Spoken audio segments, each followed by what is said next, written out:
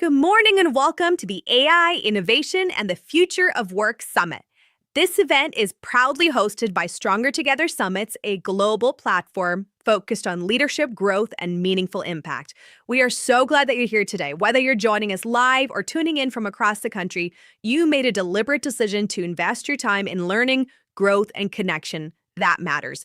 This summit today was created with one clear goal: to bring together diverse voices, practical ideas, and real world strategies to help you navigate the challenges that HR leaders are facing right now when it comes to AI and the future of work. Today's experience is designed intentionally. We're going to begin with the human side of leadership and capacity, then we'll move into strategy and implementation, and finally, the guardrails needed to do this work well and responsibly.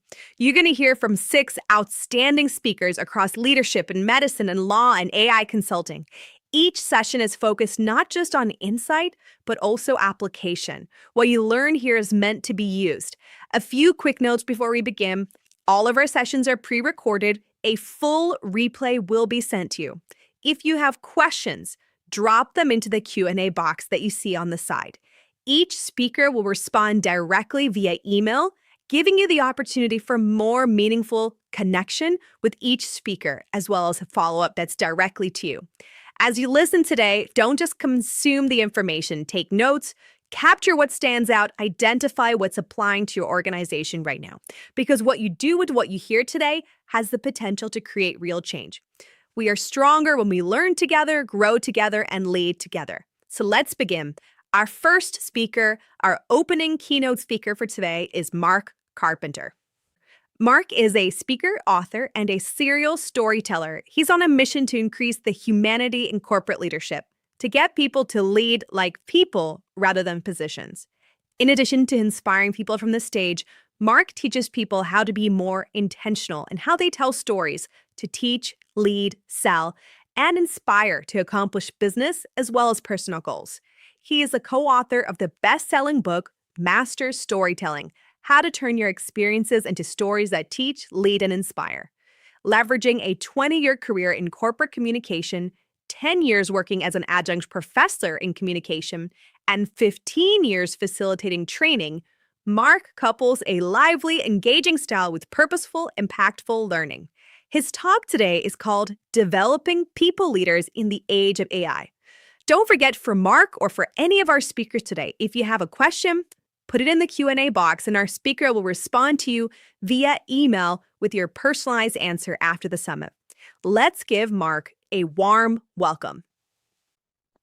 Welcome and thank you for joining us. I am thrilled to be speaking to you today. I spent a lot of my time talking with human resources leaders, and particularly about developing new people leaders. We live in such an interesting time in this age of AI. And there's a lot of times people will say, oh, I'm worried that AI is going to take my job. And then other people will say, well, I'm a leader, so AI is not going to take my job because I lead people. What's going to happen is the people who are going to take your job are the people who know how to use AI to help them be better people leaders. At the same time, we can't abdicate our leadership responsibility to AI. So to get into this, I want you to start thinking about your most memorable leaders. I'm going to share my screen here to just kind of prompt that, because notice I didn't say best leader. I just said most memorable. Most memorable usually falls into one of two categories. First, there's the leader you loved. These are the leaders that helped you become who you are today. I think back on my very first people leader when I graduated from college and had my first professional job. 2 years into the job, I was starting to think, okay, maybe in another year I start transitioning to another position, start looking for another job. Well, she came to me and she said, I don't think we're maximizing your potential. I want you to rewrite your job description. I want you to write it like this, so it moves you into a higher job category so you can get a raise. Well, I'm not going to leave that leader. That's the leader I loved. And she took great care of me and was just a great people leader. The other category is the leader you left. These are the leaders that you remember with a little bit of trepidation. Maybe your heart starts racing a little bit more when you start thinking about the leaders you left. I had a leader one time, he was the CEO of a small software company, and he wanted me to do something that I thought was questionable, possibly even would create legal problems for us.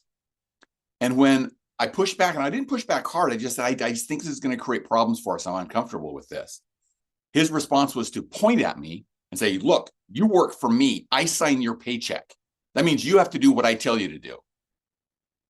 And yes, that was a leader I left. I resolved this problem. I had to get some other people involved to help us with it. But then I started looking for other jobs. So think about these most memorable leaders. And maybe you have one in each category, the leader you loved and the leader you left. When I talk to people about these two types of leaders, and I ask them, what are the characteristics you remember most about those leaders? Here's what I typically get. And I want you to think about the characteristics that you would put on the leader you loved or the leader you left. Typically, I get responses like this for the leaders you loved. These are the people who listened to me. They supported my growth. They had my best interest at heart. They gave credit to the team. They knew me personally. They cared about me as a person, not just as an employee. Is that about right? Sound familiar? Now, how about the leader you left? Leaders you left, I usually hear almost the opposite. They took all the credit. They never got to know me. They made demands. They only cared about their own needs. They didn't listen to me. They insulted people. That's not that track with you too. Now, here's what I want you to consider. As you look at those two lists, how would you categorize those characteristics or those traits of those leaders, both on the leaders you loved and the leaders you left side? As you look at those, they have nothing to do with how well that person could actually do their job. They have everything to do with how they treated people. And so whether it's the leader you loved or the leader you left, the difference is going to be in how do they treat people. And this is the essence of leadership. For me, leaders who lead with humanity cultivate a culture of belonging that leads to better collective results. And as we're in this day of AI, there are certain portions of that you cannot do with AI. We have to develop leaders who know how to lead like people. And this starts at the front line in an organization. Even though a lot has changed in our day of AI and our technology advancements, we still struggle with developing people leaders. And I think it just goes back to how we've traditionally developed these frontline people leaders. Now, see if this tracks with you and your experience too. Here's what I see and what I find from talking to human resources leaders and also senior leaders in organizations. Think about this. When you've got a team that needs a new leader, who gets promoted into that leadership position? Typically, what I see is it's the individual who has the most experience or maybe the best performance as an individual contributor. And we look at that person and we say, congratulations, you are now the new leader. So they come to this point where they have this leadership opportunity. And we take this individual contributor and we put them into a leadership position. Now, those two criteria that I mentioned, they've been there the longest or they're the best individual contributor. Do those criteria make someone a good people leader? Now, a lot of times I get a reflex answer from people on that they say, no. And the answer is maybe, maybe not. But it's kind of hit or miss. And so knowing that this person has different responsibilities as we put them into a leadership position, we want to give them some training. We want to develop them. So think about the kind of training that new leader typically gets, either in your organization or in organizations you've worked with in the past. My experience is that this best team member that goes into the leadership opportunity typically gets new skills training around these types of areas: policy, process, systems, structure. Here's the meetings you have to go to. Here's the processes to follow, whether you're putting someone on discipline or you're hiring someone. We get them into these very process-oriented types of skills. But fundamentally, what's the biggest change in their new job? It's leading people. But we're not giving them new people skills. And that actually might work out for them for a while. In times that are good, that usually works out okay. But when that leader faces an obstacle, a leadership challenge, those skills aren't sufficient. And then they start leaning back on their position skills. And that's how you get leaders who say, you work for me, you do what I tell you to do. That's where you get leaders who create problems like high turnover, low productivity, poor morale, and really bad engagement, lack of engagement with their teams. And that's what creates costly challenges within the organization. Now, this isn't just my perspective. Let me give you a couple of research examples that illustrate this point as well. This was a study done by Crucial Learning recently, and they called it Confessions of New People Managers. So they interviewed a lot of people and talked about when you were a first-time people leader. How did you feel? And only 8% felt that they were adequate going into that new role. Now, that shouldn't be too surprising. You take on a new responsibility like leadership, you probably don't feel adequate, especially right up front. It probably feels a little overwhelming and intimidating. But then we asked them, what kind of training did you get? 37% said, I got no training at all. I got nothing. I just got dumped into this role. Another 15% said they got some training, but it was inadequate for them to feel successful in their role. And so that's more than half. If you look at the no training at all and inadequate training, that's more than half of these leaders.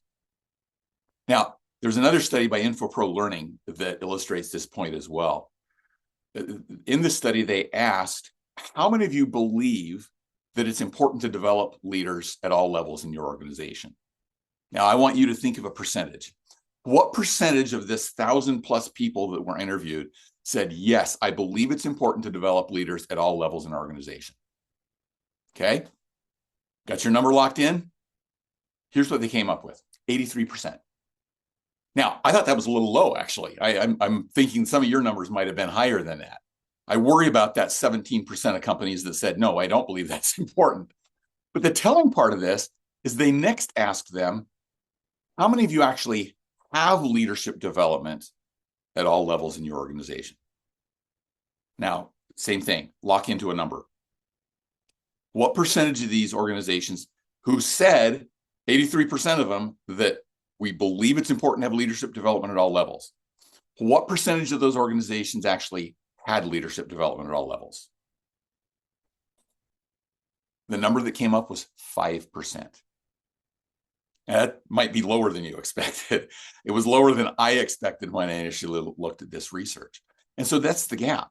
There's a gap between knowing and doing. We know that these leaders need new skills, but we don't put in place leadership development programs, particularly that lead people to get people skills as they're leading people. And this is why people fall back to leading like a position, because they don't have the people skills to lead like a person. There's a great quote from an ancient Greek poet named Archilochus.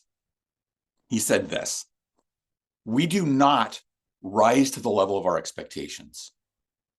We fall to the level of our training. Think of that. We do not rise to the level of our expectations. We fall to the level of our training.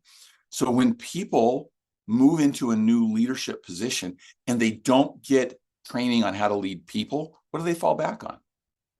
They fall back on their position. Here's another way that that comes up. You get a new leader who has a team member who comes to them with an issue or a problem. And they just jump in and fix it themselves as the leader. Because, hey, I know how to do your position. And that's what I know. And so that's how I'm going to fix this problem. But then it doesn't develop people, and it creates problems within organizations. Now, I want you to think about what kind of problems that can create. Not just that specific instance, but what kind of problems does it create when we have people who lead more like a position than a person? There was a study done by McKinsey and Company where they asked people, why did you leave your last job? Now, as you look at these percentages, you will see they add up to more than 100%. And that's because they could give multiple reasons. But as you look at the reasons that people gave, and this may be a little small on your screen, so let me just hit them really quickly. 41% said it was lack of career development or advancement opportunities. 36% inadequate compensation, 34% uncaring leaders, 31% lack of meaningful work, 29% unsustainable expectations. Lack of health and well-being was 26%, and the same number for unreliable people and lack of flexibility. As you think about those reasons that people leave a job, how many of those can be impacted by their direct manager, by their direct leader? I would suggest most of them. Most of these issues are people leadership issues. So it costs organizations when we don't have leaders who lead like a person and who instead lead like a position. Now let's get into the AI side of this, because I went out and asked the question and did several different searches on this. What are the most important skills for new leaders to have? And I focused it on new leaders. And I came back with a long list and a lot of overlapping things, and I created a word cloud with it. This is the word cloud that came up. Now, if you don't know how word clouds work, words that are repeated more get a larger showing on the word cloud. So clearly on this one, communication was the top skill that came out in that. But look at all these skills on the list here. I'm just going to let you glance through that with the thought process of how many of these are people skills rather than position skills. Consider that. How many of these are people skills rather than position skills? I would suggest most of them, and particularly the ones that are large. Now, I know there are some of these that are small enough that they were only mentioned once, and so you can't even read what those were. But the ones that are in the bigger typeface, those all have to do with people skills. And we can't, I get it. I get it. As an HR leader, you can't just say, all right, we're going to take months of training for this person to get them developed as a people leader. And so I would suggest that most of these skills can be highly impacted by developing 3 people skills with new leaders: listening intently, communicating intentionally, and recognizing individually. These are skills that require humans to do them. We cannot relegate those to technology, but technology can help with those skills. Okay, let me give you a couple of examples. What I'd like to suggest is we need to have leaders that are somewhat cyborg leaders. Now, what's a cyborg? A cyborg is a combination of human and technology. So AI can help leaders to develop their people skills. It can help people strengthen their people skills if they're used correctly. Again, we don't relegate leadership to AI, but can it help especially new leaders develop some of those leadership skills? I went into one of the ChatGPT type of programs, and I put in the situation that I mentioned earlier about my CEO and I disagreeing on an issue. And the issue was whether or not we should communicate a product feature before we had it developed. And my side was, no, we shouldn't, because we don't even know if we can develop this yet. And his side was, this is going to make us look better in the market. And when I pushed back, that's where he said, you do what I tell you because I sign your paycheck. So I went into a chat GPT and I typed in, I've got this issue with my communications manager. I'm the CEO and I think we should announce this. He thinks we shouldn't. What should I do about this? And it gave me a long list of wonderful suggestions. Now, AI can't follow through on those suggestions, but it said things like, think in terms of his perspective. Why do you think he's thinking that we shouldn't? And what's the best solution? Now, it also gave a script of how to talk about it. And I read the script and I went, if my leader had said that to me, I would have gone, what are you trying to do? Because this is not you. And so that's where AI becomes a danger to us. We don't want leaders to say, I'm going to let AI speak for me. because it will come across as false. It will come across that you're the robot, not the human part of the cyborg. Here's another example. I talked to a leader a few months ago, and we were talking about AI, and he said, AI has saved me so much grief in my communication with my team. And he was a senior level leader in his organization. He had gotten criticized for being harsh in his email communications. And he had a lot of times where he had to email broad groups. And so he started taking his emails, he'd write them, and then he would put them into a large language model and say, make this more palpable for people to hear without decreasing the content and without taking away my voice. And it would come back and give suggestions, and he would eliminate the things that were very clearly AI, like starting with, I hope you're having a great day. That's one of those things that it seems like it comes up in every email communication. But he started training his AI to be his voice, but in a little more not less, or a little less directive way, I should say. Okay. And he said, this has helped me become a better communicator because I've learned what are the words that I'm using that are coming out too harsh. And more, as I've trained AI, I'm making fewer and fewer changes that I have to make because it's learning my voice, but I'm also learning this is how to communicate better. And so there are opportunities, I think, where leaders can learn to communicate better using AI. The thing we have to do is be very intentional about using AI in leadership. There are certain things that AI can do. There are certain things AI should not be doing. On the do side, AI is great for research. It's great for that idea that I mentioned earlier. How should I address this with my team member?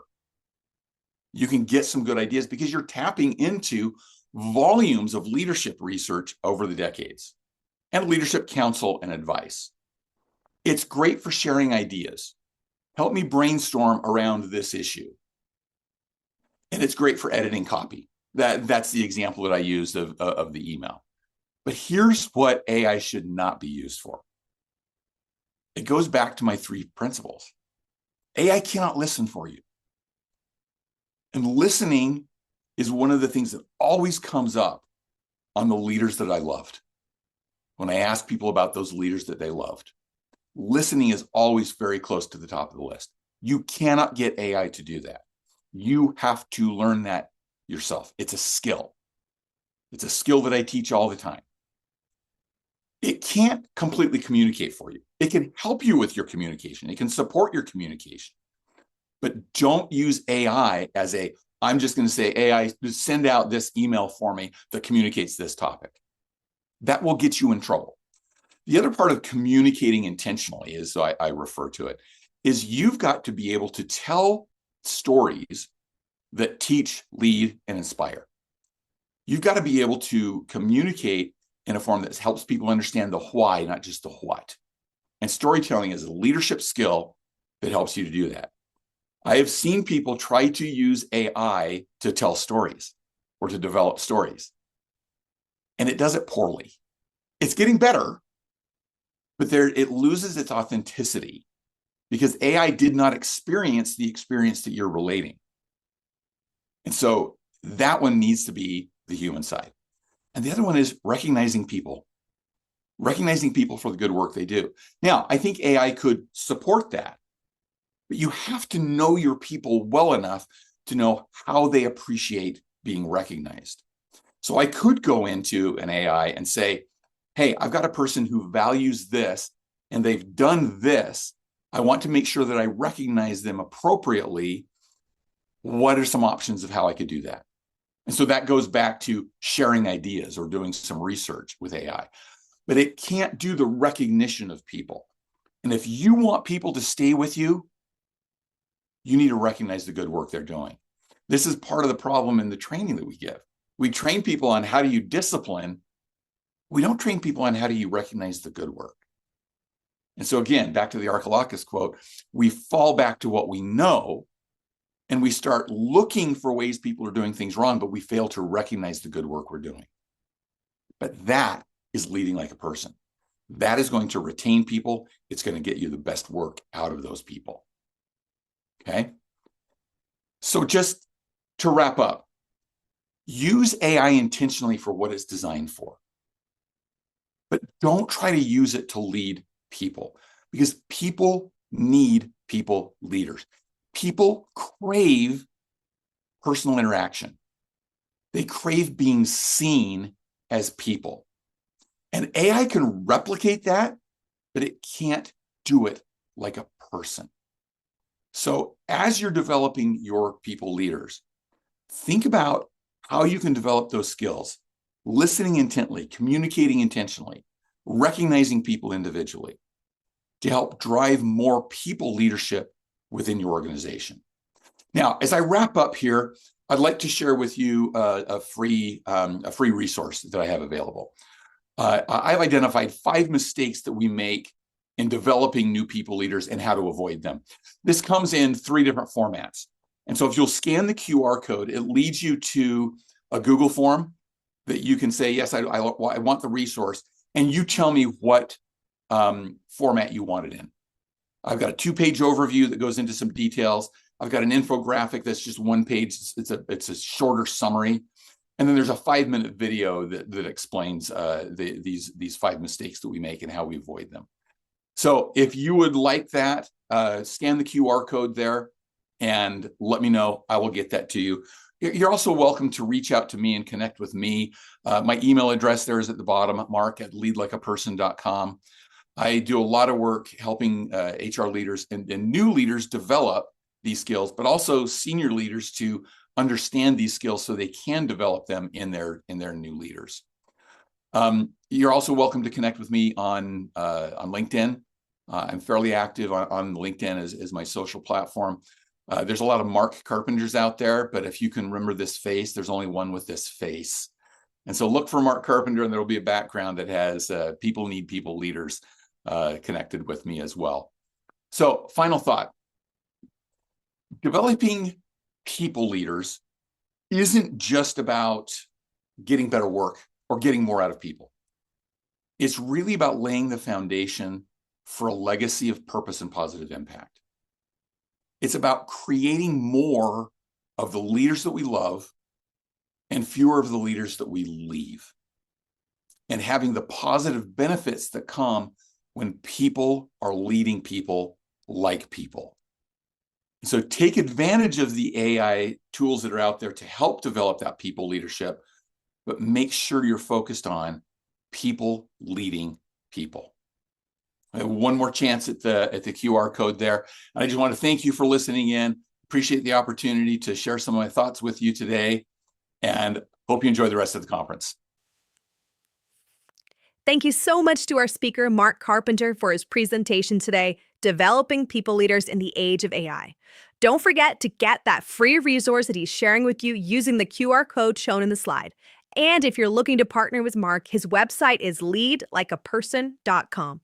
Thank you again, Mark Carpenter. Let's move on to our next speaker. Our next speaker for today is Lauren Wu. Lauren is an attorney, a certified information privacy professional, a keynote speaker, and a former healthcare privacy executive. Her work focuses on privacy, regulation, and ethical decision-making, often what happens behind the scenes, where policies, timelines, and incentives can quietly shape who bears the cost of success. Her talk today is titled, Still Here, Still Working: Designing Accessible Leadership with AI and Empathy. In her session today, Lauren will explore how leadership must adapt when capacity changes, and she's drawing on her own lived experience with disability, recovery, and the use of AI as an accessibility tool. By positioning AI as a tool for reducing cognitive load and enabling sustained contribution, she will challenge us today to rethink who work is designed for and who leaves it behind. Let's welcome Lauren to the summit. Good day, everyone. I'm Lauren Wu, and I'm thrilled to be here at the AI Innovation and the Future of Work Summit.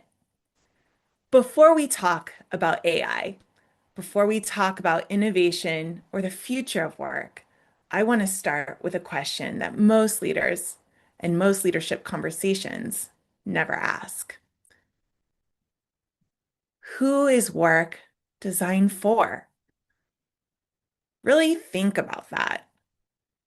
The meetings that assume everyone processes information at the same speed. The emails that assume everyone has the same stamina to read 40 threads before noon. The performance reviews that assume last quarter's output is the baseline for next quarter. The leadership models that assume your capacity today will be your capacity tomorrow, and the day after that, and the year after that. We think work is made for everyone, but we have designed work for a person who does not exist.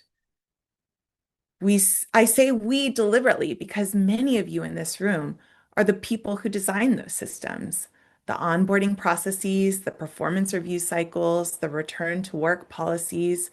You build them with the best intentions, but we build them for a person who might not need as many sick days as another, who may not have flare-ups, who may not have child or children who need them at 2 o'clock on a Tuesday, someone whose mind and body perform at the same level every single day without fail. And when life proves that person is not real, when capacity changes, when disability enters the picture, when the body or brain says, not today, we do not question the design. We question the person. And I know this because I lived it. 2 years ago, I was leading global privacy and compliance programs in complex healthcare systems. I was advising across business units and geographies. I'm the mother of 3 young daughters, a lawyer, a former ballerina who still carried that discipline into every part of my life. I worked out with a trainer, I practiced yoga, I managed cross-divisional, cross-geographical projects. I drafted regulatory language that later made its way into California state law. I was performing at a high level, and I kept performing. On paper, I was doing everything right. Endurance was my currency, and it had been ever since childhood. But then a pulmonary embolism nearly killed me. I remember the buzzing of the hospital lights, the smell of the antiseptic, holding my husband's hand for what I thought might be the last time. I remember as I left home, I had given each of my girls a kiss goodbye, wondering if it would be the last, and luckily, it turned out it wasn't. But what it was multiple blood clots in both lungs. There was no need to operate, but there was an insurmountable numbers of questions of how an otherwise healthy 40-year-old could end up in this spot. Turns out the answer was burnout. And what followed was not a quick recovery and a grateful return to normal. What followed was vertigo, cognitive loss, migraines that could last for days, 9 months in a wheelchair, and at one point I was seeing 15 different specialists. My calendar, which used to be full of executive meetings and strategy sessions, filled instead with neurologists and hematologists and physical and occupational therapists. The body that once held releve could no longer carry me to the kitchen. But I'm not here today to tell you a survival story. Instead, I'm here today to tell you what happened next changed everything I thought I knew about leadership, about technology, and about who gets left behind. Because endurance is not a leadership skill. Design is. There is a moment I actually come back to with some frequency. And it's when I was on the couch reading Snow White to my then 3-year-old daughter. She was curled up against me, waiting for the page the way only 3-year-old waits, with her whole body leaning in. And the words just seemed to blur on the page. I had spent years interpreting dense legal statutes, regulatory frameworks without hesitation. Language was my tool, my weapon, and my entire professional identity. But that evening, the words blurred and rearranged themselves on the page. I lost my place. I stumbled over words I had known since I was 5, and my daughter looked up at me confused. Eventually, I closed the book. I had spent years thinking that I was the smartest person in the room, and I wasn't sure I was the smartest person on that couch. And I thought to myself, if I can't read Snow White to my daughter, how can I practice law? And that is the moment most people expect me to say, I hit rock bottom. But that's not exactly what happened.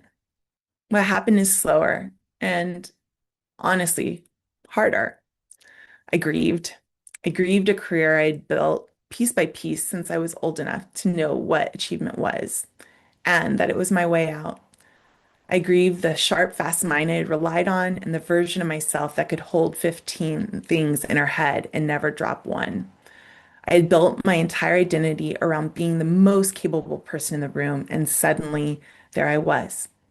How many of you right now are struggling with some sense of that? May not be as dramatic or drastic, but how many of you are struggling with some sense of brain fog, fatigue, or loss?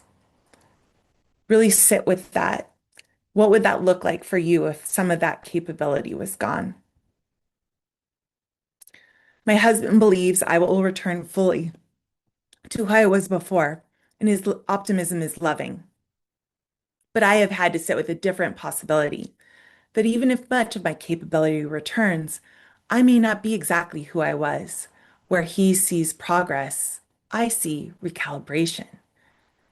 But somewhere inside that grief, I started asking a different question. Not, how do I get back to who I was? But what tools exist that can meet me where I am now? And that question led me to AI. Not AI as a novelty, not AI as a buzzword on a conference program, and not even AI as something to debate in the abstract, or even as an AI as a privacy officer, something I've analyzed ad nauseum for privacy and compliance reasons. But AI is a bridge between the leader I was and the leader I still am, not to replace what I lost, but to reconnect me to what remained, not to make me faster, but to make me able. Not artificial intelligence, but accessible intelligence. So let me tell you what AI actually looks like when your capacity changes, because I think most people in this room use AI for speed and capacity. I use it for survival. I remember the first time it worked. I had an idea for a framework, the early bones of what would become my heart rate leadership model, but I couldn't get it from my head to the page. I had to start from a blank document, and I'd been staring at it for about an hour, and the frustration was physical. My old self could have outlined that framework in 20 minutes. My new self could feel the idea but couldn't organize it. So I opened ChatGPT and just talked. Stream of consciousness, half-formed thoughts, fragments. I said something like, I'm trying to build a leadership model that starts with seeing people as human and ends with trust. And there are layers in between about environment and alignment and resilience and empathy, and I cannot figure out the right order or how to explain why it matters. And it reflected back a structure. Not perfectly, I reshaped it significantly, but it held up a mirror I needed to see so that I could look at my own thinking clearly. And I sat on the couch and cried, not from sadness, from relief, because for the first time since getting sick, I felt like my ideas were not trapped inside a brain that could no longer process them fast enough. That is what AI can be, not a replacement for thinking, a bridge to it. On my worst days now, When my brain fog is thick and language feels like swimming through concrete, I use Claude and ChatGPT as thinking partners. I speak my ideas, rough and half incoherent, and they help me find the structure I cannot hold in my head alone. They hold the thread when I lose it, and they reflect back my thinking in a way that lets me see what I actually mean beneath the fog. In a way, it's like having a colleague who never gets impatient, who does not look at you sideways when you ask the same question twice, and who just says, "Here is what I heard. Where do you want to go with this?" And Grammarly catches the errors my eyes skip over. Not because I do not know the rules. I spent 20 years writing legal briefs and regulatory frameworks. But my brain scrambles things in ways it never used to. Letters reverse, words drop out, sentences that look right to me are now missing their connective tissue. Grammarly is not a crutch, it's a ramp. On my better days, and there are more of those now, I use AI to extend my reach, to draft and iterate, and to pressure test arguments before I bring them to a client, to take the seed of an idea and explore it from 6 angles when I maybe only have the cognitive energy for 2. And here's what I need everyone in this room to hear. It's so important for these tools to be available for everyone. So let me be more specific, because I think specificity really can help. These are my partners. When I'm building a new policy framework, I will open Claude and say, I need to map a data governance structure for a mid-sized organization that processes health data across 3 jurisdictions, and here are my constraints, and I will list them. And Claude will generate a first-pass architecture that would have taken me a full day of focused work. I reshape it, but I still apply the judgment that comes from 20 years of legal practice. But I'm starting at 60% with my drafting instead of 0. When I'm preparing for a keynote like this one, I might use ChatGPT to stress test my arguments, like push back on this claim, or what would a skeptic say? And it gives me a counterargument I might need to sharpen my thinking before I ever step on stage, or research to bolster my arguments. When I am reviewing contracts or drafting guidance on a day when my processing is slow, Grammarly is not only catching typos, but Claude is helping me compare documents with my standard clauses, catching moments when my brain transposes a clause or drops a word I know should be there. It's a cognitive safety net. Now, I can feel some of you are thinking, but what about the data? What about privacy? And I'm so glad you asked, because I am, after all, a privacy attorney. You should be asking that question. I hold a CIPP US certification, and I spent years building privacy compliance programs around data protection. I did not adopt AI carelessly. So let me tell you what responsible AI looks like. You do not put personally identifiable information into a consumer AI tool. You understand the data retention policies of every platform you use. You use enterprise grade versions when you are handling sensitive work, especially at your companies. And you build a personal AI policy, even if your organization has not caught up yet. That draws a clear line between what you feed the machine and what stays human.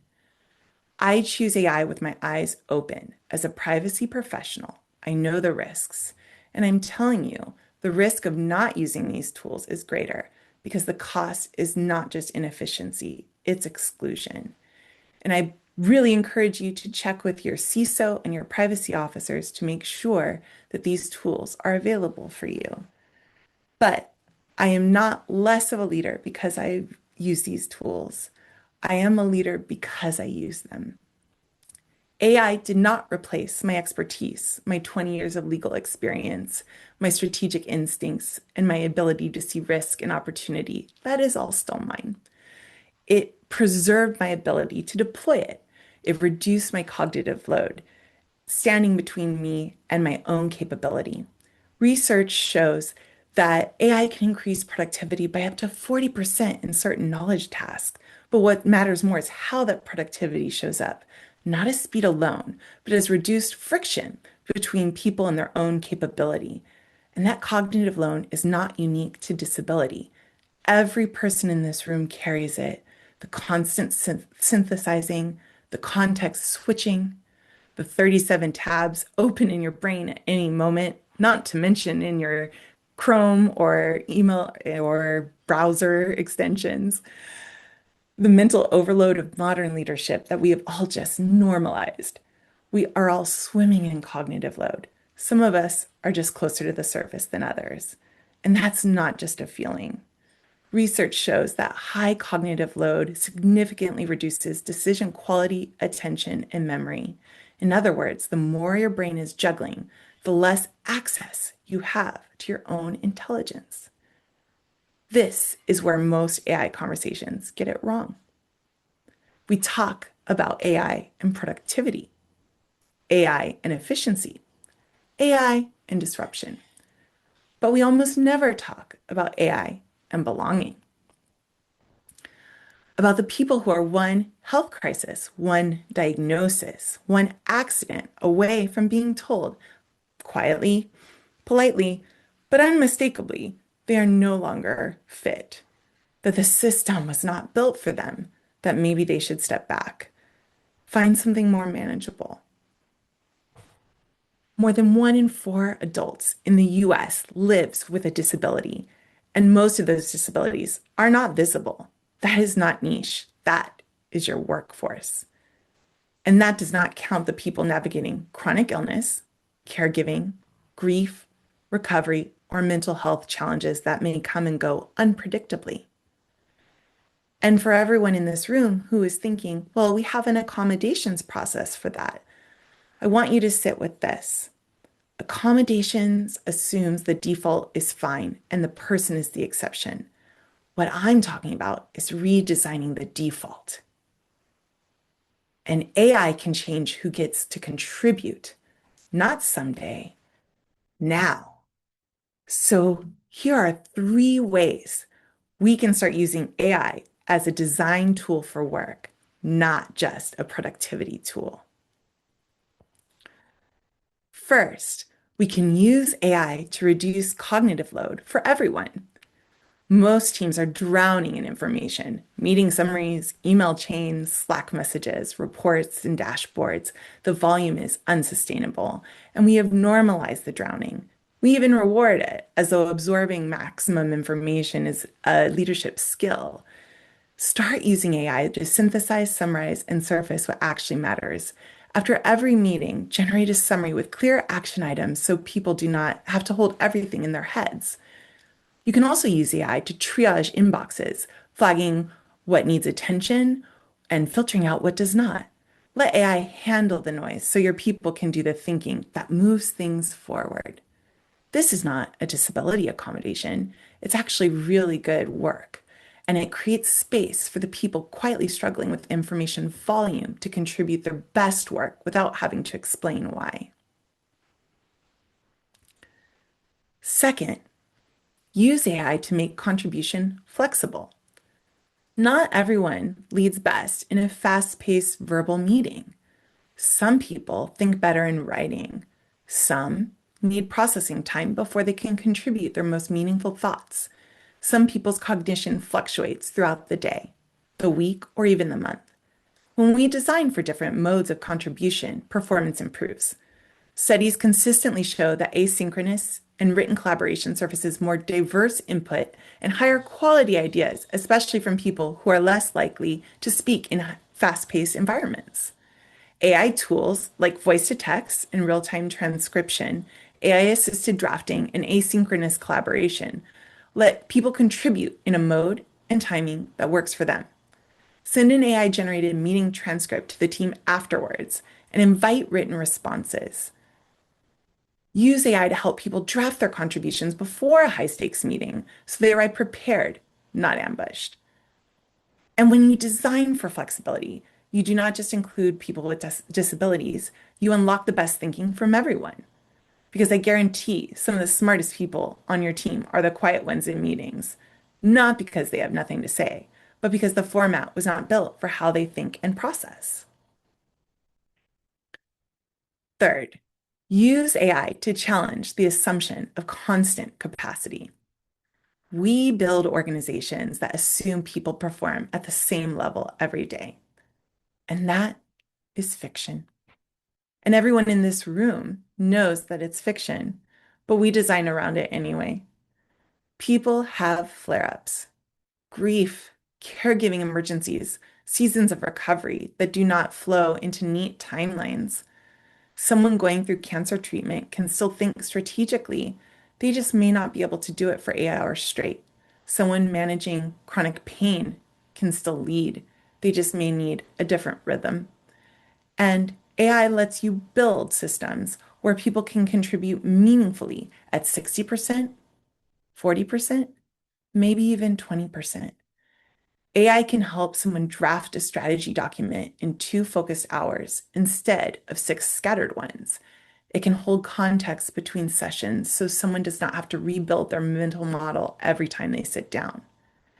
And that is not lowering the bar. That is designing a system intelligent enough not to lose its best people when life gets hard. Because ultimately, we don't lose talent because people can't perform. We lose talent because our systems can't adapt. And you might be wondering, well, what tools do I have to accomplish this? I can help you with that a little bit. So we already went over my partners, but here's an expanded list of some tools that you might be hearing about today and some others that you should know about. Not every tool on this list is for every person, and the point isn't to use them all. The point is to know what's available so you can build a workflow that actually works for your brain and your team. The top row is all about thinking and writing, and that's where we have the Claude, ChatGPT, and Grammarly. Those are the ones I've already covered. The middle row is about voice and meetings, and because some days typing isn't the move. And the bottom row is about workflow, letting AI handle the repetitive stuff so you can spend your energy on the work that actually requires you, requires human judgment, requires decision making. You don't need to adapt these 9 tools. In fact, that would probably be overkill. But you need to find the 2 or 3 that give you and your team back the bandwidth to lead or to do your job well and to allow others to do the same. That's the whole point. But AI alone does not fix the leadership and work design flaws that exist because the real problem is not a technology gap. It's actually a work design problem. If the culture AI operates inside is still built on endurance as a virtue, on presence as a proxy for contribution, and on measuring strength by how much someone can absorb before they crack, then AI just makes a broken system faster. I know that broken system well.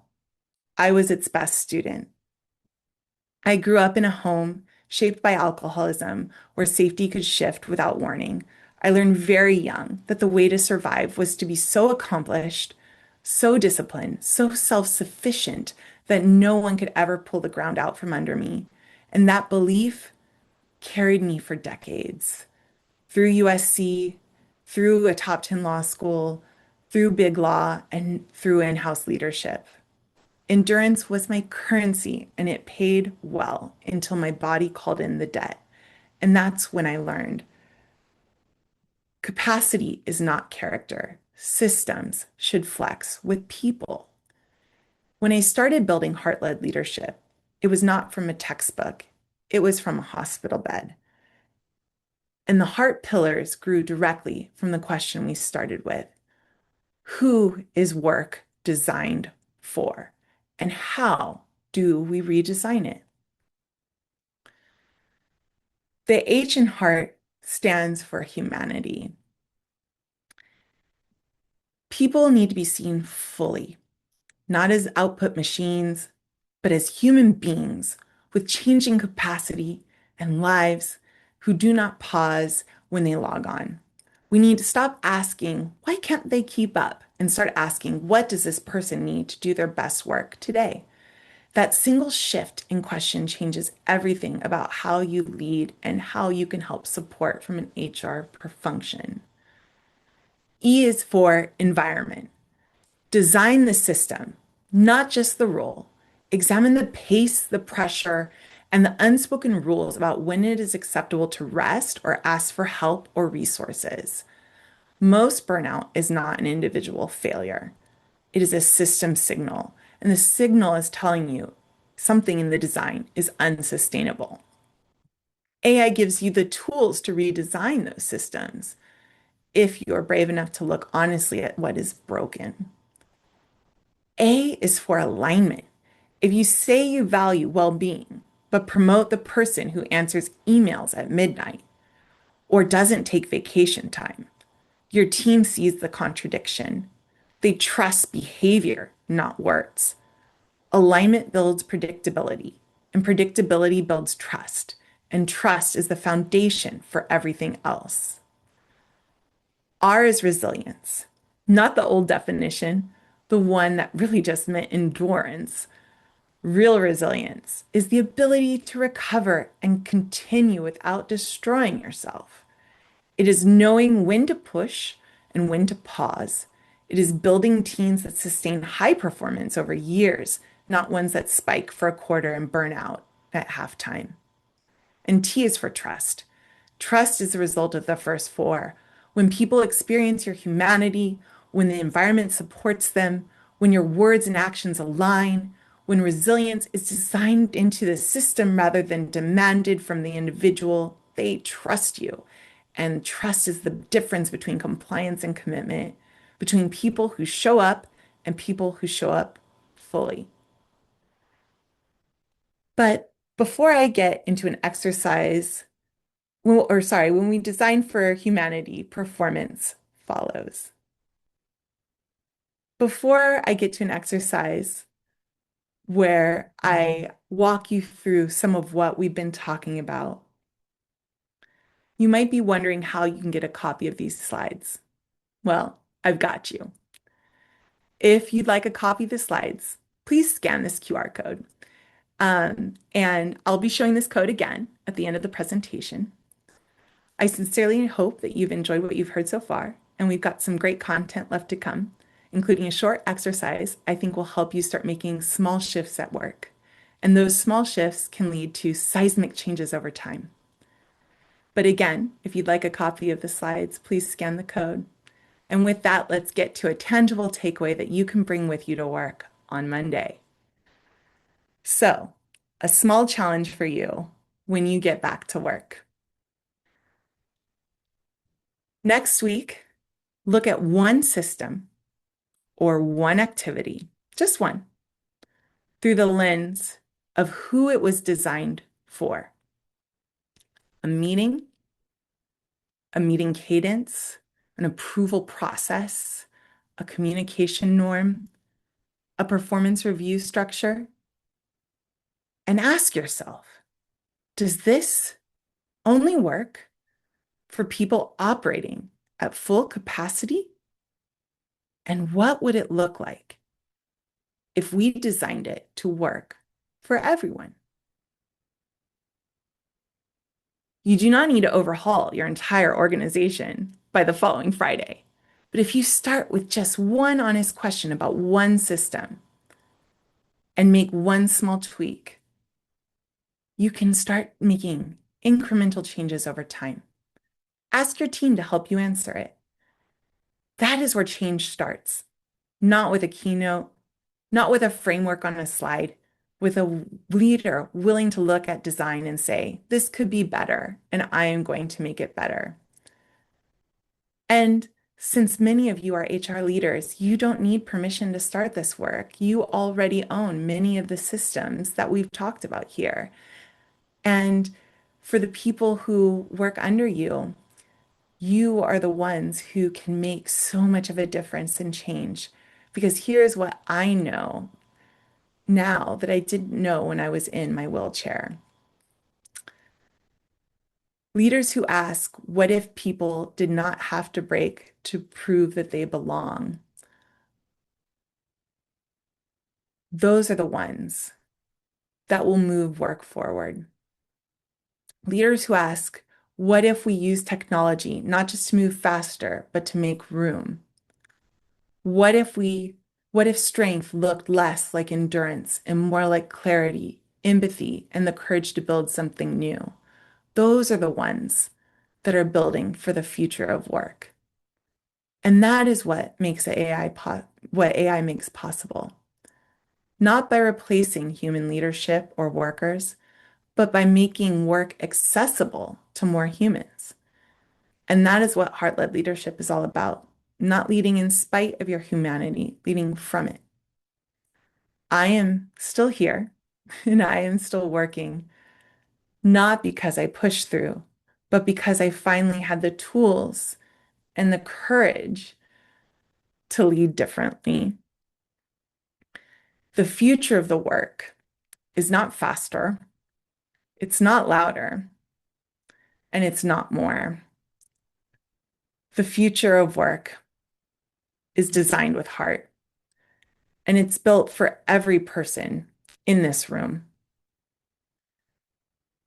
including the ones whose capacity will change tomorrow, because it will eventually. And for all of us. And with that, I want to say thank you so much.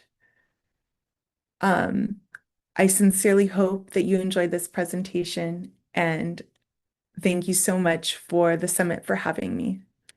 Thank you. Thank you so much to our speaker, Lauren, for a presentation. Still here, still working. If you would like to connect with this speaker, please be sure to download the free resource that she is sharing with you today using the QR code shown on the slide. If you have any questions for her, place the questions in the Q&A box. She will respond to you personally via email after the summit. Thank you again, Lauren. Let's move on to our next speaker. Our next speaker is Shawn Every. Shawn is a certified AI consultant and capacity strategist who helps leaders and business owners reclaim their bandwidth through practical, sustainable AI implementation. She has more than 20 years of entrepreneurial experience and a background in corporate training, customer service. She specializes in addressing the human side of AI adoption before the tools ever enter the room. But what makes her perspective rare is a lived experience.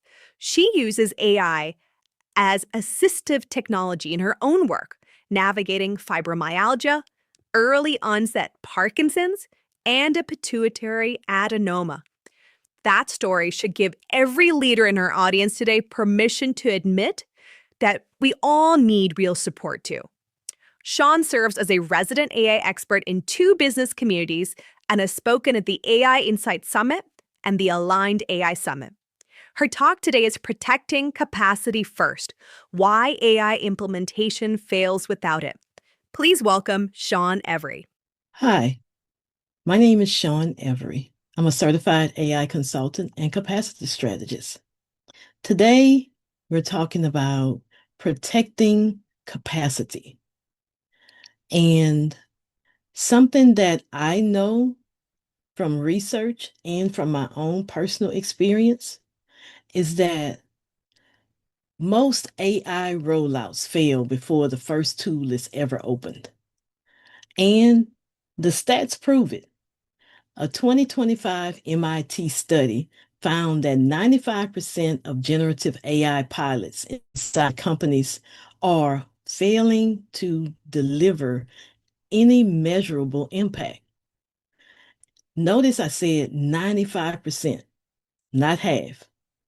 Then we have Gallup's 2025 State of the Global Workplace report that tells us that only 21% of employees worldwide are engaged at work right now. That is the lowest it has been since before the pandemic. And North American workers specifically are reporting the highest stress levels of any region on the planet. And then there's this one, the Upwork study. 2024, the Upwork study found that 77% of employees said that AI actually made their workload heavier, not lighter. I did say heavier. And 40% said that their employers are asking too much of them when it comes to AI adoption. So the question is not, why is AI failing? The data answers that. The real question is, why do we keep handing new AI tools or tools in general to teams that are already drowning? Because most organizations don't have an AI problem. They have a capacity problem. They're trying to solve that capacity problem with AI. And when you hand a new tool to a team that's already running on empty, you don't get efficiency. You get more weight on an already overloaded system. So today, I want to give you a different starting point. And you'll see that this starting point is one that actually works. So, yes, I could keep citing research to you or statistics, but I want to tell you why I'm qualified to talk about this. Not from a research paper, not from statistics, from my own life. You see, I live with several chronic illnesses. And some days my body just does not cooperate with what my mind needs to accomplish. I didn't adopt AI because it was trending. I adopted it because my capacity was genuinely limited, but I still had a business to run and a job to go to. AI didn't make me more productive in the hustle culture sense. It actually made my work possible. And what the experience has taught me is what no certification ever could teach me. And that is, when a person is already at their limit, adding a new tool doesn't help them. It actually overwhelms them. That tool becomes one more thing to manage instead of one less burden to carry. Now, that 77% stat that we talked about earlier, I live the other side of that number. I know what it feels like when a tool is supposed to help, but instead it just adds to the pile. And I also know what it feels like when it's done right. When AI actually gives you breathing room instead of taking more of it. That is exactly what is happening inside organizations right now. And our HR leaders, you're the ones sitting with the fallout. So let me show you what a different approach looks like. Here's what I want you to think about. Before your organization introduced any AI tool, how was your team actually doing? Were people keeping up or were they behind? Were inboxes manageable or were they a source of daily anxiety? Were people taking PTO or were they logging in anyway because the work just doesn't stop? Because here's what the data and my experience both confirm. Most teams were already overextended before AI even entered the conversation. And overextension has a fingerprint. This is what it looks like. Meetings that could have been emails, emails that never get answered, decisions that stall because no one has the mental bandwidth to make them. Good employees who are quietly disengaging because they are tired of being tired. That is a capacity crisis. And when you introduce AI into that environment without addressing that first, one of two things happens. Either the team ignores the tool entirely because they just don't have the bandwidth to learn it, or they use it just enough to create new problems nobody has time to fix. Neither one of these outcomes is what you were hoping for. And what's actually true is that neither one is an AI problem. Yep, you guessed it. It's a capacity problem.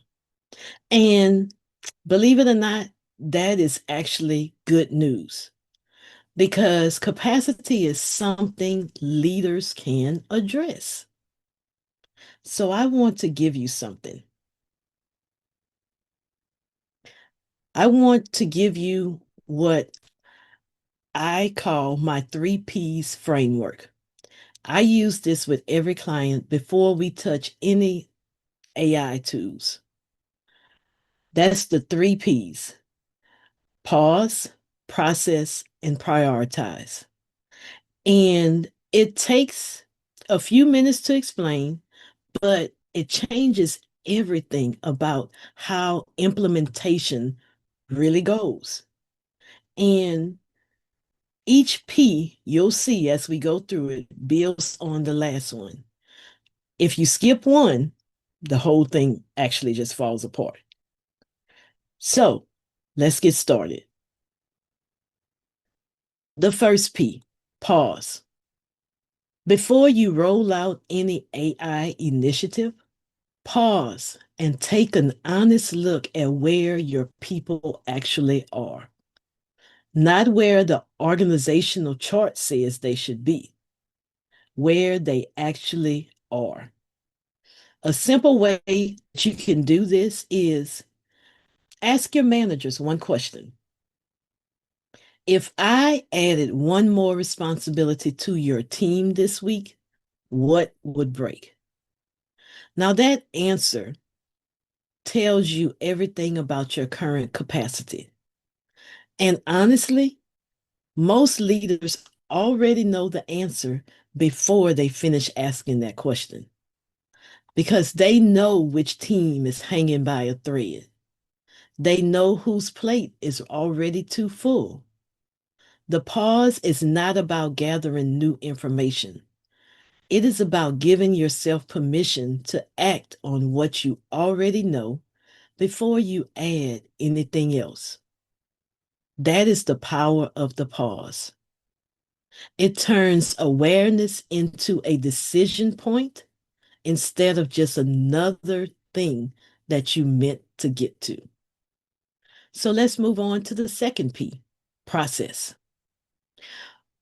Once you know where capacity actually stands, process means mapping out where AI can remove the weight rather than add to it. We're not talking about where it looks impressive, though. We're talking about where it actually helps. So ask your team this: what tasks drain you the most that don't require human judgment? That list that they give you, that's your AI starting point. So it's not about what's the flashiest or most popular use case scenario. It's about the most exhausting one. A team that gets 30 minutes back from a task that they dreaded is a team that's going to trust the tool. And what do we know? Trust drives adoption, and adoption drives results.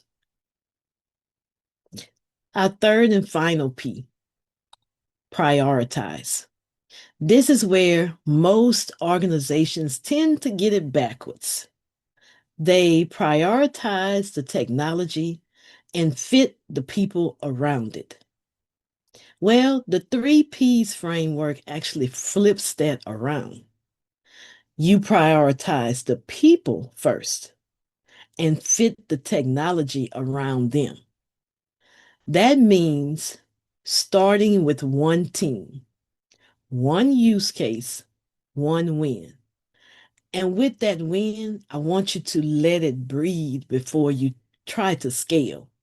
Let people feel the relief that came from that before you ask them to do more with it. Organizations that implement this way don't just get AI adoption. They get something that's actually rarer.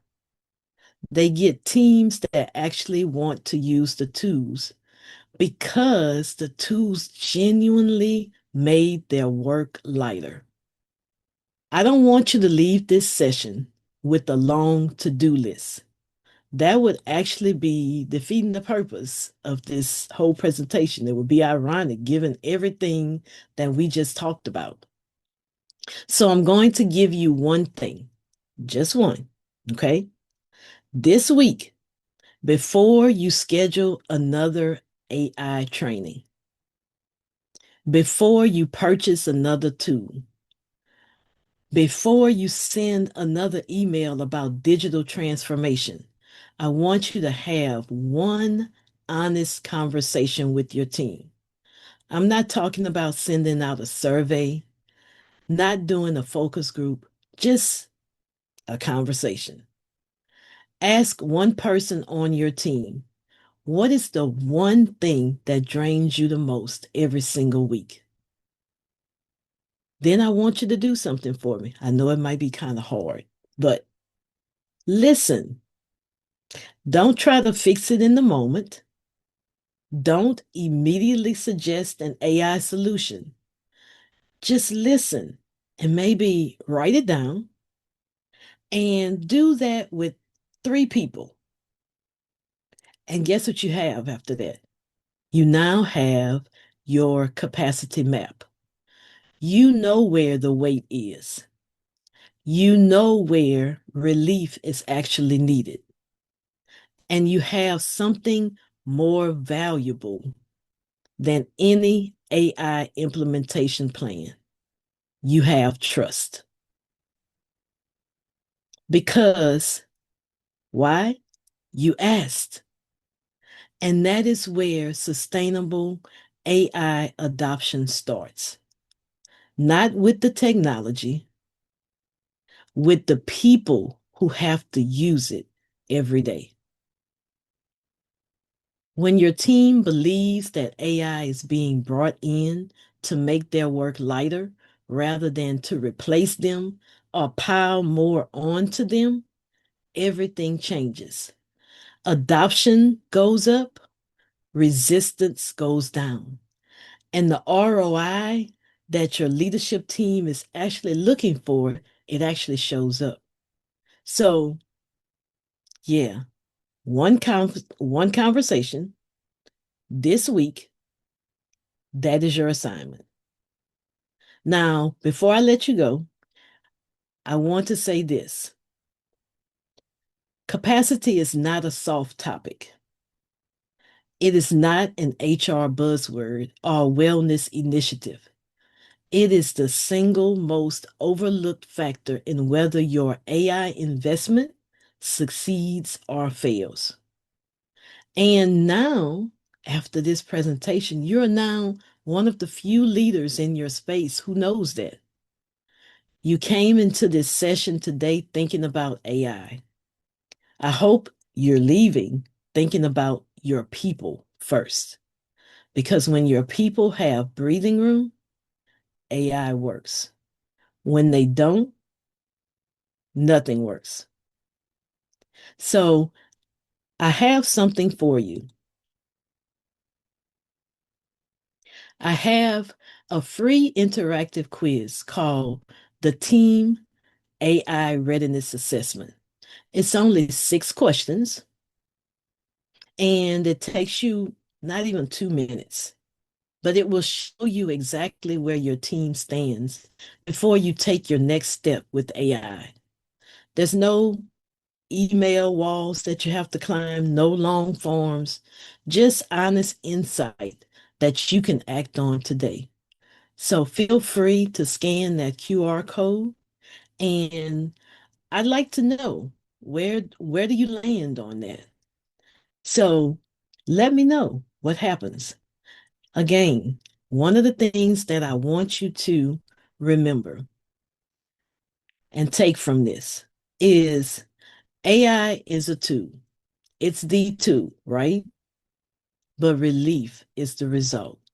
So let's consider taking into consideration capacity, and we will see the difference that it makes in your leadership and in your company, in your organization. So I am Shawn Every. I help overextended and busy women, entrepreneurs, to implement AI into their systems and processes. And if that is something that you're looking to do, then reach out to me. You have my contact information there. Thank you so much. Thank you so much to our speaker, Shawn Every, for her presentation, Protecting Capacity First, Why AI Implementation Fails Without It. Don't forget to try out the free tool that she's sharing with you using the QR code shown on this slide. And if you're looking to partner with Shawn, her website is askShawnAI.com. Don't forget, for Shawn or for any of our speakers, if you have a question, put her in the Q&A box and our speakers will respond to you via email with your personalized answer after the summit. Thank you again, Shawn Every. Let us move on to our next speaker. Our next speaker is Alalia Lundy. Alalia is an AI learning facilitator and an enterprise AI enablement partner who builds AI-powered learning systems for organizations and facilitators. She has over 20 years of experience in agile coaching and facilitation, and she helps professionals become AI-enabled by combining facilitation, strategy, and AI to transform how ideas are explored, decisions are made, and learning is delivered at scale. She's a founder of AI Power Up, and her talk today is Designing the AI-Enabled Workforce, What HR Must Rethink Now. Please welcome Alalia Lundy. Good morning. And as you just heard, my name is Alalia Lundy, and I am your AI learning facilitator. And today I want to talk about AI from an HR and workforce perspective, not from a tools perspective. A lot of AI conversations focus on what the technology can do. My focus is different. I want us to look at what organizations need to rethink about work itself. Because AI is not just changing productivity, it is changing how people think, how they work together, and what it takes to sustain performance over time. To see why this matters, we first need to look at how AI is reshaping human work itself. AI is not simply automating tasks, it is reshaping the nature of human work across 3 dimensions. First, how we think. Cognitive load, decision-making, and the amount of analysis required are shifting. Second, how we collaborate. Team structures, communication patterns, and coordination are evolving. And third, how we sustain performance. Focus, energy, and resilience now require much more deliberate organizational support. This is why this is not just a technology conversation. It is a work design conversation. Let's ground that in one of the clearest signs that the system is already under strain. According to Microsoft's Work Trend Index, 68% of employees say they struggle with the pace and volume of work. That statistic matters because it tells us the pressure is already here. AI raises output expectations faster than most organizations can redesign the work around them. So even when tools become faster, the work environment does not automatically become healthier. Speed without structure creates strain. And when organizations add AI on top of already overloaded systems, they often intensify the problem instead of solving it. And when pace increases without redesign, we start to see the human impact very quickly, such as reported burnout and weekly overwhelm. What's important is not just the numbers, it's what they signal about how work is being experienced. As tools get faster, the expectation is often that work should feel easier. But for many employees, it's actually becoming more intense. The pace is increasing, the volume is increasing, and the system around that work hasn't adjusted. So what we're seeing here are not just performance signals, they're workforce health signals. One major contributor to that strain is the growing fragmentation of attention. Attention is now one of the scarcest resources at work. People are constantly switching between tools, tasks, and contexts, and every switch comes with a cost. It takes time to reorient, it drains mental energy, and it reduces the quality of thinking and decision-making. AI has the potential to reduce this if it simplifies the workflows. But when it's layered on top of existing systems without redesign, it can actually increase fragmentation, adding more tools, more steps, and more verification. So productivity is no longer just about output, it's about cognitive costs required to produce that output. That brings us to the core issue underneath all of these signals. This is a work design gap. This is not an AI capability issue. It's that organizations are adopting AI faster than they are redesigning the work around it. And that creates a gap between what tools can do and what people can realistically sustain. That gap shows us pressure, inefficiency, and overload. It shows up as those things. And more importantly, this is not just a skills issue, it's a structural issue. So if the gap is structural, the next question is, what in our current design is creating it? One of the biggest drivers of that gap is how we've defined our roles. Most job structures were built for stability, clear responsibilities, predictable work, and defined boundaries. AI changes that. Work becomes more dynamic, more fluid, and constantly shifting. But roles don't. So when dynamic work meets static roles, things start to break. That's why we're seeing this shift from static job models to capability-based design and from task lists to outcomes. And once roles start to shift, the value of human work shifts with them. As AI absorbs more routine cognitive tasks, the premium on human capability rises. Analytical thinking shifts from processes to framing and interpreting. Judgment becomes more important because humans remain accountable for the decisions. And human AI collaboration becomes a core competency. So the future of work is not less human, it's differently human. And that shift requires a specific capability that most organizations have not fully developed yet. A capability I believe is more important now more than ever. In an AI-enabled workforce, one of the highest value human contributions is facilitation. And I do not mean facilitation only in the traditional workshop sense. I mean the ability to structure discussions, frame the right questions, synthesize insight, and turn raw AI output into meaningful organizational action. This is the work of helping people think clearly together, especially in environments where AI can produce information quickly, but cannot create shared understanding or accountable decisions on its own. This is why facilitation is becoming a workforce capability, not just a meeting skill. So if work is changing and these capabilities matter more, what does HR need to do differently? The first shift is from training to enablement. Traditional training often happens outside the flow of work. The AI changes too quickly for organizations to rely only on formal learning moments. People need support in the moment of need. They need guidance and tools while doing the work, not weeks before or after.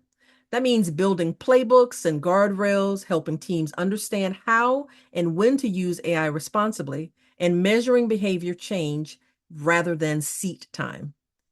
The question is no longer, did they complete the training? The question is, can they apply the capability in real work? The second shift is even more structural because it changes how we think about the jobs themselves. This slide is really about moving from roles to capability. Rigid job titles are a legacy of more stable work environments. AI demands something more modular, more adaptive, and more reusable. So instead of designing work around static job descriptions, we need to design around portable, transferable capabilities that can work across roles and contexts.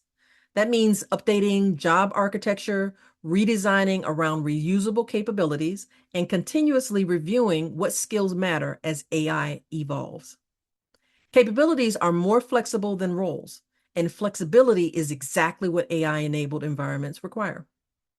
And if we redesign around speed without redesigning for sustainability, we create a different kind of failure. The third shift is from productivity to sustainable performance. Maximizing short-term output is not a strategy if it comes at the expense of cognitive health, focus, or long-term engagement. Organizations that ignore this will eventually pay for it in attrition, errors, disengagement, and low-quality decision-making. So HR and leaders need to balance output with cognitive health, protect focus and recovery, and clarify what belongs to human work versus AI-supported work. Sustainable performance is not about slowing down innovation. It is about designing work so people can perform well over time. So how do you start applying this in a practical way? These three questions can anchor almost any work redesign conversation. First, what can AI assist with? Where does it add speed, scale, or accuracy? Second, what must the human own? Where are judgment, accountability, trust, and context non-negotiable? And third, what coordination is required? Where does human to human or human to AI orchestration matter most? Those three questions help move the conversation from hype to design. They help teams rethink roles, responsibilities, and support needs in a very practical way. And that brings us to the bigger leadership takeaway. AI is changing work whether organizations are ready or not. The real leadership challenge is not simply whether to adopt AI, it is whether leaders are willing to redesign the system intentionally around people and AI together. Sustainable performance depends on that redesign. The organizations that act on work design now will define what high performance looks like in the decade ahead, not because they've adopted the most tools, but because they built the most sustainable system. And everything I've shared today is grounded in current research. But more importantly, it's meant to give you a different lens for how to think about work. If this perspective is useful, I want to give you something you can take with you to continue that thinking. I'm sharing with you a free bonus for anyone who wants to continue the conversation. Apply these ideas more practically in your workspace. If this topic resonates with you, this is a way to go deeper into how to rethink work, capability, and AI enablement in a more hands-on way. I help organizations and HR leaders leverage AI to drive performance, empower people, and build future-ready workplaces. Thank you for your time and attention. My name is Alalia, like Azalea. My friends and family call me Leia, like Princess Leia. If you forget, call me Princess. I promise you I'll answer.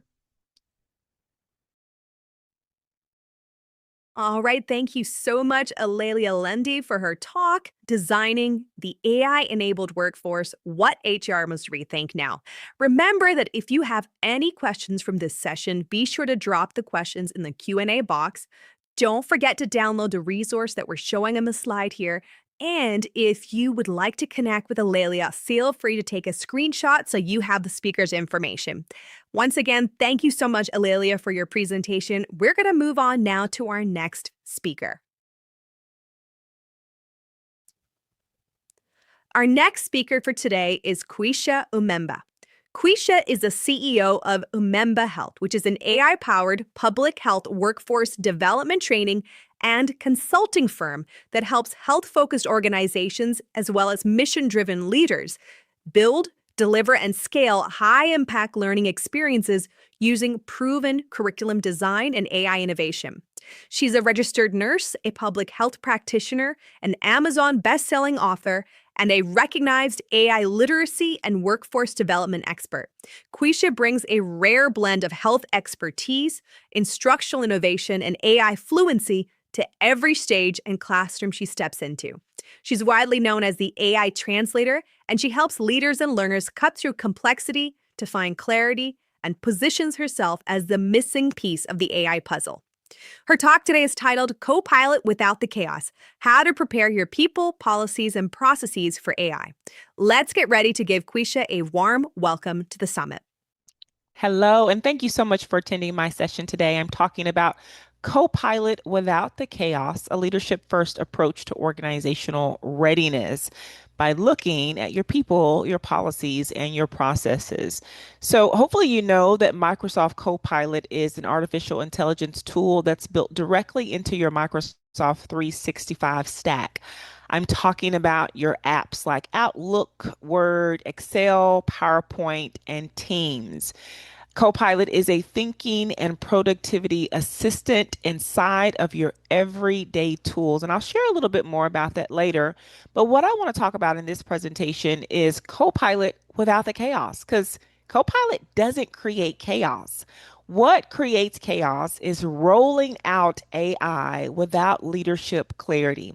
So we're going to talk about Microsoft Copilot today, not from a technical perspective, but from a leadership one, because the success or failure of your Copilot launch in your organization does not hinge on the tool itself. It hinges on how well your organization prepares its people, policies, and processes to use it responsibly.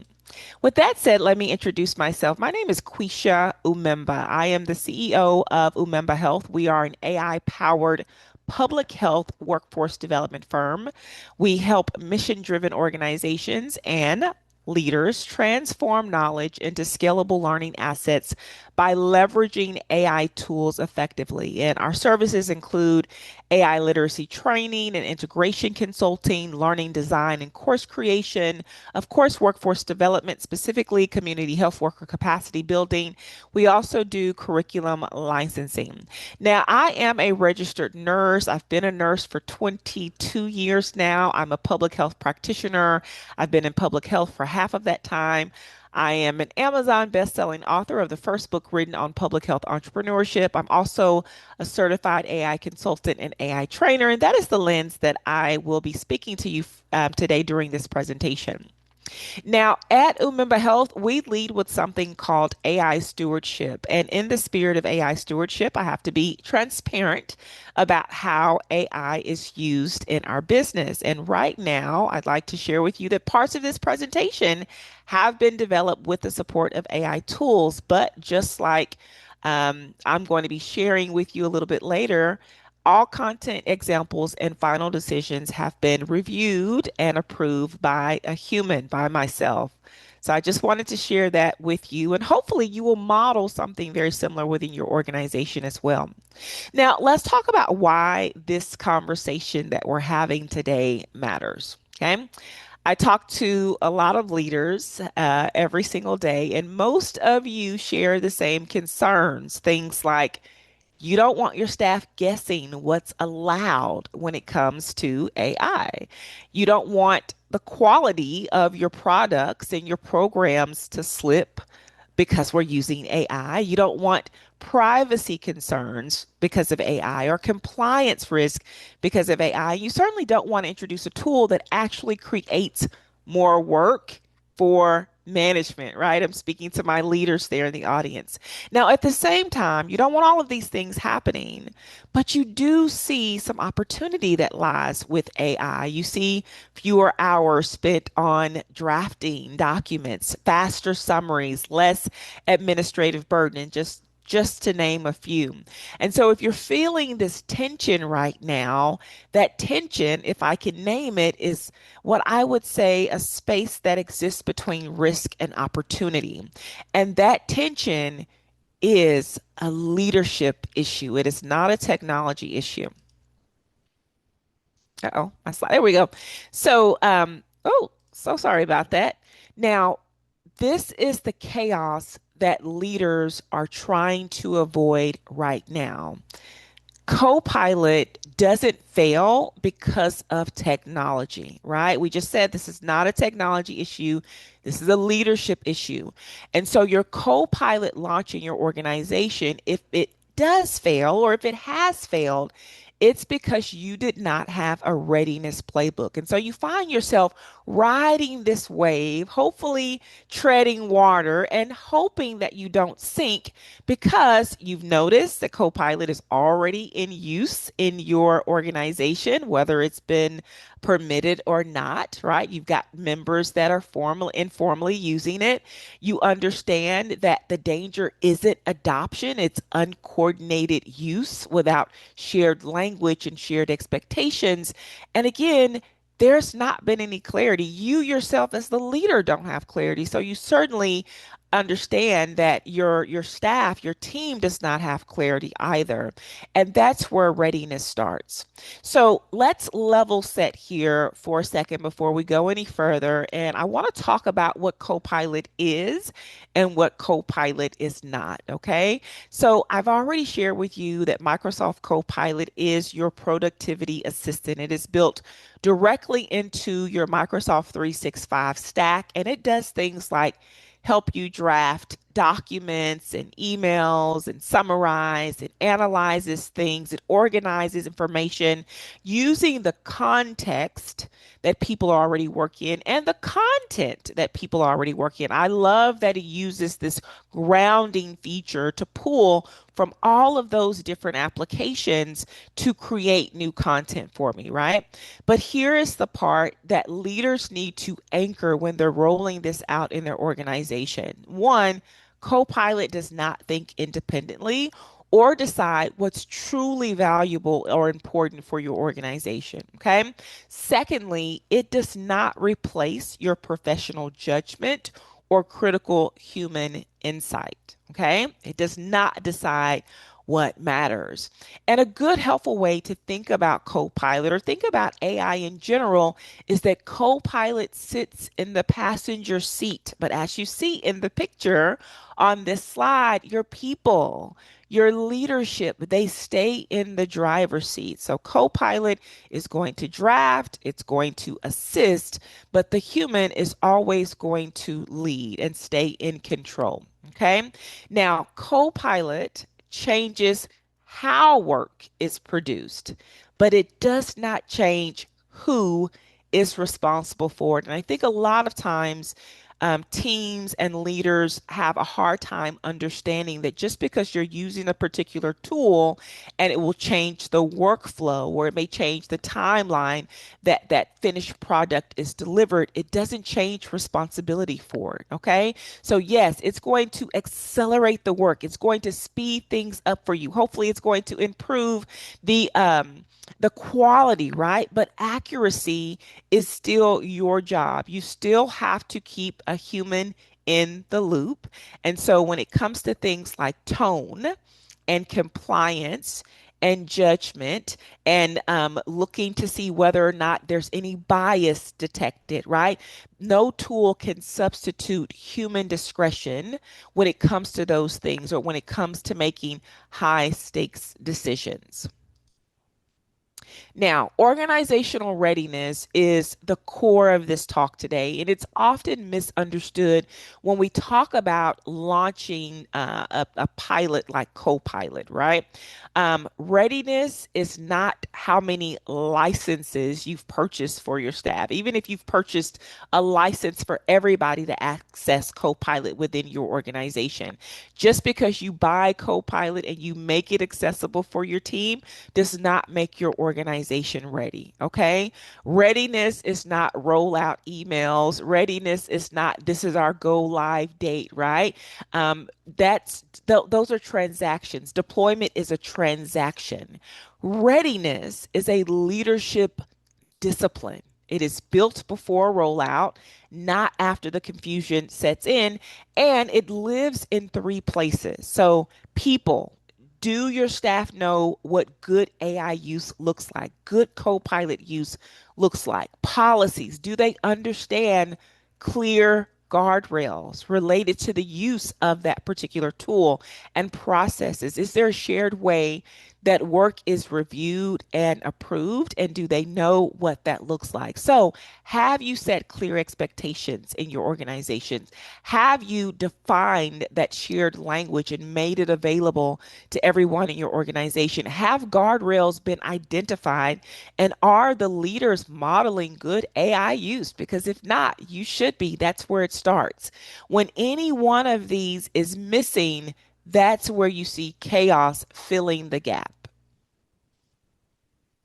So there are three places where leaders must prepare first, okay? Your people, your policies, and your processes. And every Copilot readiness issue shows up in one or three of these places, all three of these places, essentially. Let's talk about these one by one. So, Copilot adoption, it doesn't start with the prompts, right? I know prompts are what's popular and what's talked about the most when we're using AI, but your Copilot adoption starts and stops with your people. Okay.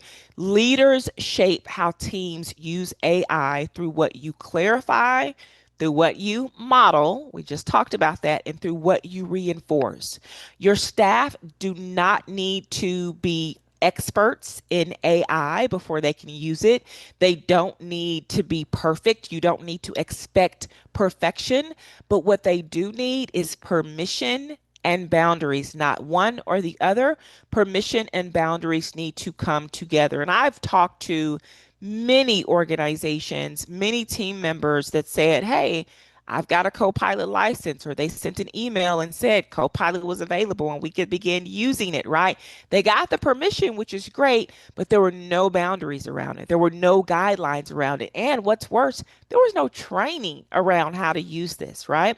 And so your team needs both permission and boundaries together. And they need clear answers to questions like, what type of task is Copilot okay to support, right? So what kind of use cases make the most sense for us to be utilizing Copilot in our day-to-day work? They also need clear answers to questions like, what always requires human review? What are some things that we can send out of the door with just a quick glance, right? Because everything really, in my opinion, requires human view. But what really does someone, a manager or team leader, need to sit with and give a full, um, thorough look or observation before it actually is allowed to go out of the door, especially if it's going to be public facing, right? Where should or what should never be entered into the AI tool, which is before anybody uses AI, they should know what should not be entered there, right? And then just as important as some of these questions that I'm sharing with you, your staff need psychological safety to ask these questions as well. They need to know that if they are unsure, they're not going to get in trouble if there is a mistake made, or, if they have a question about how to move forward, right? And so when leaders stay silent about these things, staff fill in the gap themselves. And that's what happens when you send an email saying, hey, you've got a license to use Copilot, you can use it now. They're watching YouTube videos, they're training themselves, they're talking amongst themselves, right? And naturally, you're going to have some people in the organization that are going to be more super users and more early adopters, but you're going to have those that are not and that are really hesitant and reluctant. And so now you're going to start seeing quality and productivity change and look different among your different team members or among your different departments, because some departments will naturally flock to AI where some will not. And so you have to shape how your team is going to use this by clarifying this information to them, modeling this, and then reinforcing this information. Second is policies, right? Early Copilot policies don't need to be perfect. They just need to be clear and usable. In fact, I recommend to organizations that they have living policies, living documents that you are able to constantly change and revise as time goes on. Okay. One thing that I do see in organizations is policies that sound like legal documents instead of everyday guidance. And so I call myself the AI translator. I've been an educator for probably as long as I've been a nurse. And one of the things that I really pride myself on is being able to take complex information and make it really simple so that people know how to act on that information, whether it is making lifestyle changes or taking medication or using AI. And when you're developing these policies and setting guardrails, you really want to use simple everyday language that everybody in your organization can understand. Things like, okay, Copilot drafts, or Copilot does the first revision, or it takes the first stab, but the human reviews, the human decides, the human is still in control, right? Also saying things like, if you wouldn't email it, don't prompt it, right? That's a simple instruction. If you would not send this in an email outside of our organization or either inside of the organization, then don't prompt it to give you that information, right? All Copilot assisted work is reviewed before sharing externally. This is an important one. A lot of the work that you do is just going to be internally amongst teams, amongst peers, but anything that is shared, that is public facing, that goes to stakeholders, that goes to clients or customers, that definitely needs to be reviewed before it's shared externally. And that needs to be plain language guidance. So when you use this simple language, it protects the staff, it protects the organization. I promise you, the lawyers will thank you. And last, Copilot chaos shows up in inconsistent workflows. And I'm talking specifically about your processes here. I alluded to it a little bit ago, but this looks like one person that reviews everything, another person that reviews nothing, and maybe a third person that assumes all Copilot output is good enough, right?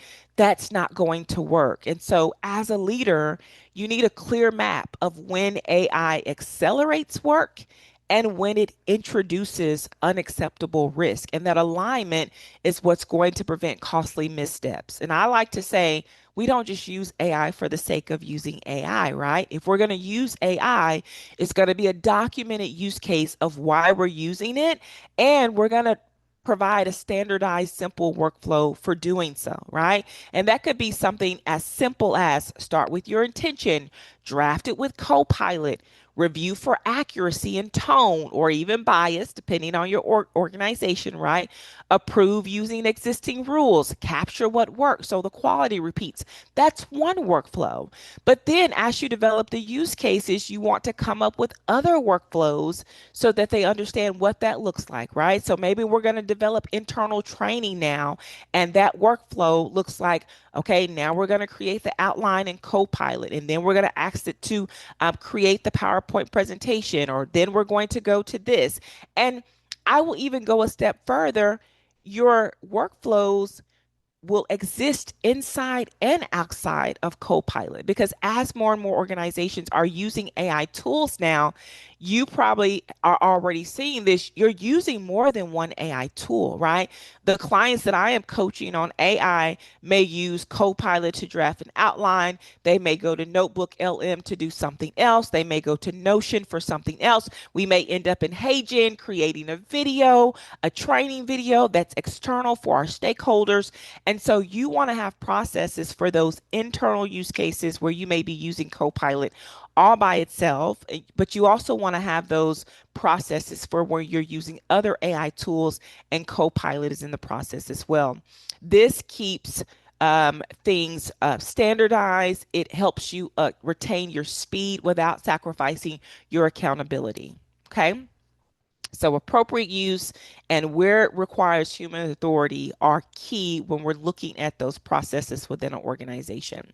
Now I want to name 3 mistakes that I see leadership teams make the most so that you can avoid them. And the first is assuming that staff just get Copilot. Okay. I know it seems like most of the world is on ChatGPT, and for the most part, if you allow them to use ChatGPT, which many organizations don't, they may just get ChatGPT because they've been using it the last year or 2 years personally, right? But Copilot is different. Sure, it is a white labeled branded version of ChatGPT, but because it's embedded in all of your tools and apps inside of Microsoft 365, there are different ways that you use it and different scenarios and use cases for different departments, right?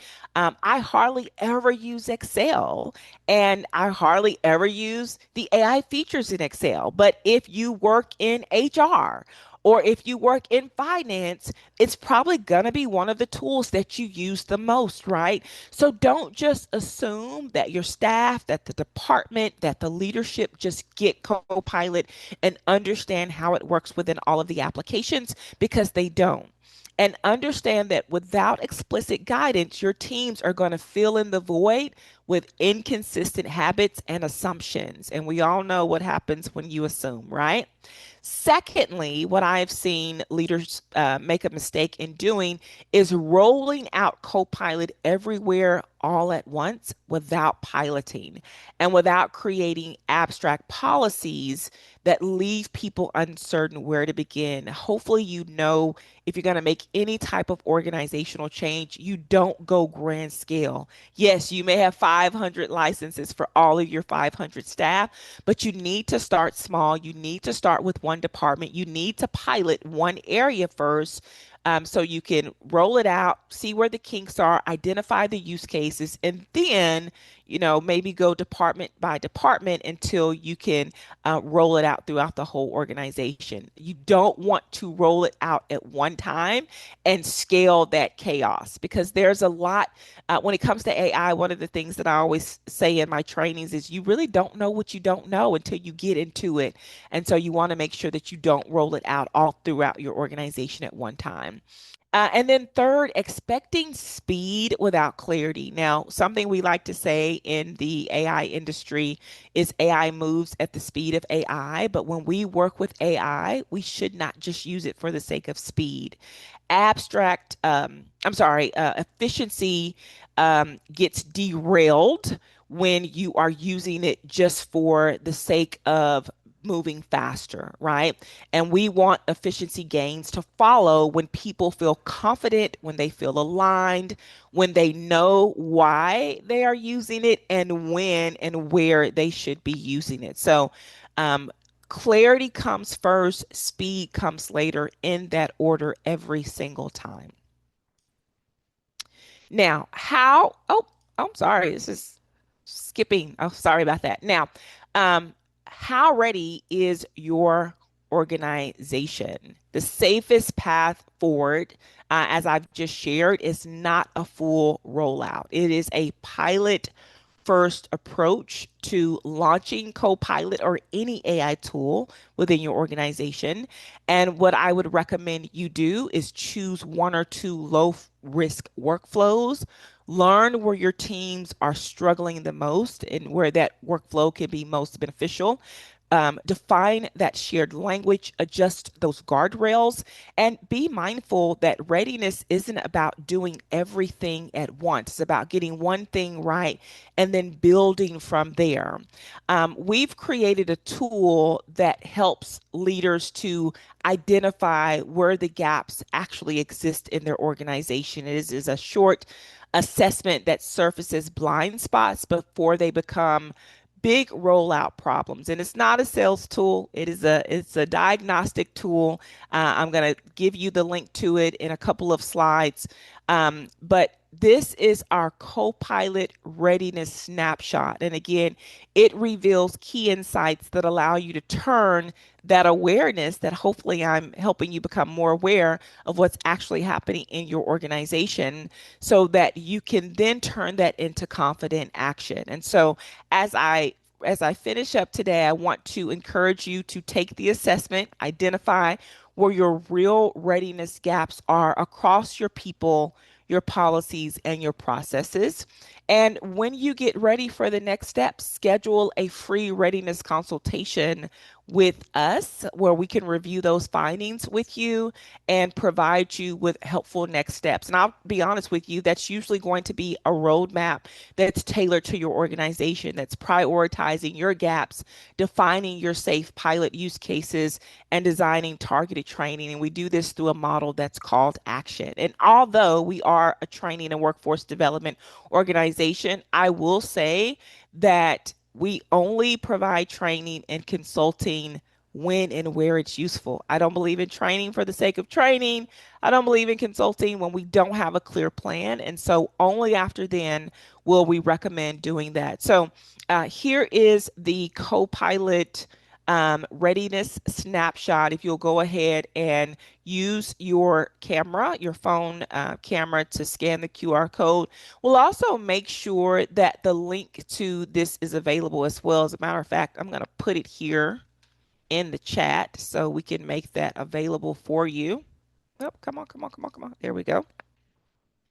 It won't take you but a couple of minutes, I promise. It's just 12 questions long.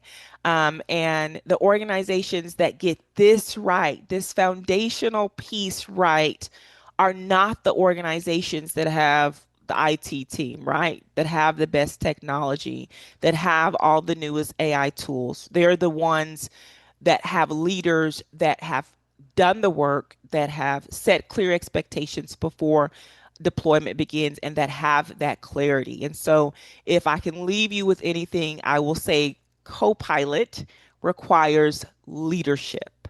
Okay, it requires leadership, and it requires leadership clarity. Now, the next steps are how we can support you at Umemba Health. And we lead with something called Mission Ready AI. It is a model where we provide customized training through AI skills labs, leadership sessions through AI strategy labs, and then again, those customized roadmaps as rollout support. Because our ultimate goal is to help your organization use Copilot without the chaos. So feel free to, after you complete your assessment, book a free consultation to review your results with us, discuss practical next steps, and get tailored support to your organization's unique needs.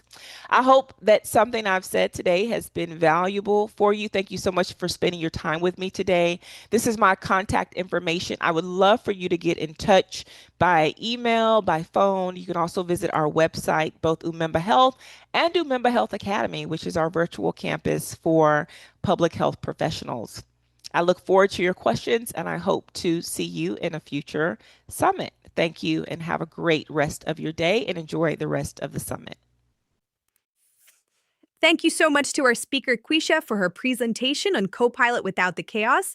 Don't forget to get that free resource that she is sharing with you using the QR code shown on the slide.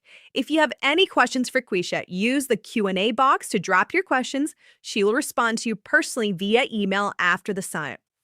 Let's move to our closing keynote speaker, Dr. Anna Thomas. Dr. Anna Thomas is a board-certified palliative care physician, a certified corporate wellness specialist, and a certified AI compliance professional and consultant who helps organizations strengthen workforce capacity and turn employee well-being into a measurable business advantage using a variety of frameworks and tools, including AI. She's the founder of Workplaces That Care, and she blends clinical insight with leadership strategy to address the real drivers of disengagement and turnover, including things like burnout risk, double duty caregiving, chronic stress, and rising life demands across corporate and healthcare environments. Her work is research-informed, highly actionable, and grounded in today's workplace realities. Her talk is titled AI That Works for Humans: Ethical AI, Smart Policy, and the Future Sustainable Work. Let's welcome our closing keynote speaker, Dr. Anna Thomas. Hello, everyone. Thank you so much for being here today. Today, we're going to talk about AI, but from a slightly different lens. We're going to talk about ethical AI policy, guardrails, as well as some tools for HR leaders with a focus on making work sustainable. AI that works for humans. Let me introduce myself. I'm Dr. Anna Thomas. I'm a physician by training, and I work with organizations on workforce capacity, well-being, and retention. A lot of my work sits at that intersection of leadership, performance, real-life pressures like caregiving and health and stress and well-being. And I also work with leaders and HR teams on how to use AI in safe and ethical ways that actually supports their teams, their workforce. AI that works for humans, not the other way around. So when I look at AI, I'm not just asking, what can it do? I'm asking, what can it do to our people over time? And how do we support them? So let me briefly walk you through where we're going today. First, we're going to look at what's happening with AI in the workplace. We're going to discuss ethical AI policy development and governance. And then I'm going to introduce for you a very simple framework that you can use to create structure around AI in your workplace. And then I'm going to walk you through a couple of real use cases in HR and leadership, including how to implement them and what to watch for from an ethics and policy standpoint. So let's get to the problem. AI is moving very quickly in the workplace. It took about 20 years from when personal computers were introduced to when they became widespread. But it only took 5 days. 5 days for OpenAI to reach 1 million users, and just 2 months to get to 100 million users.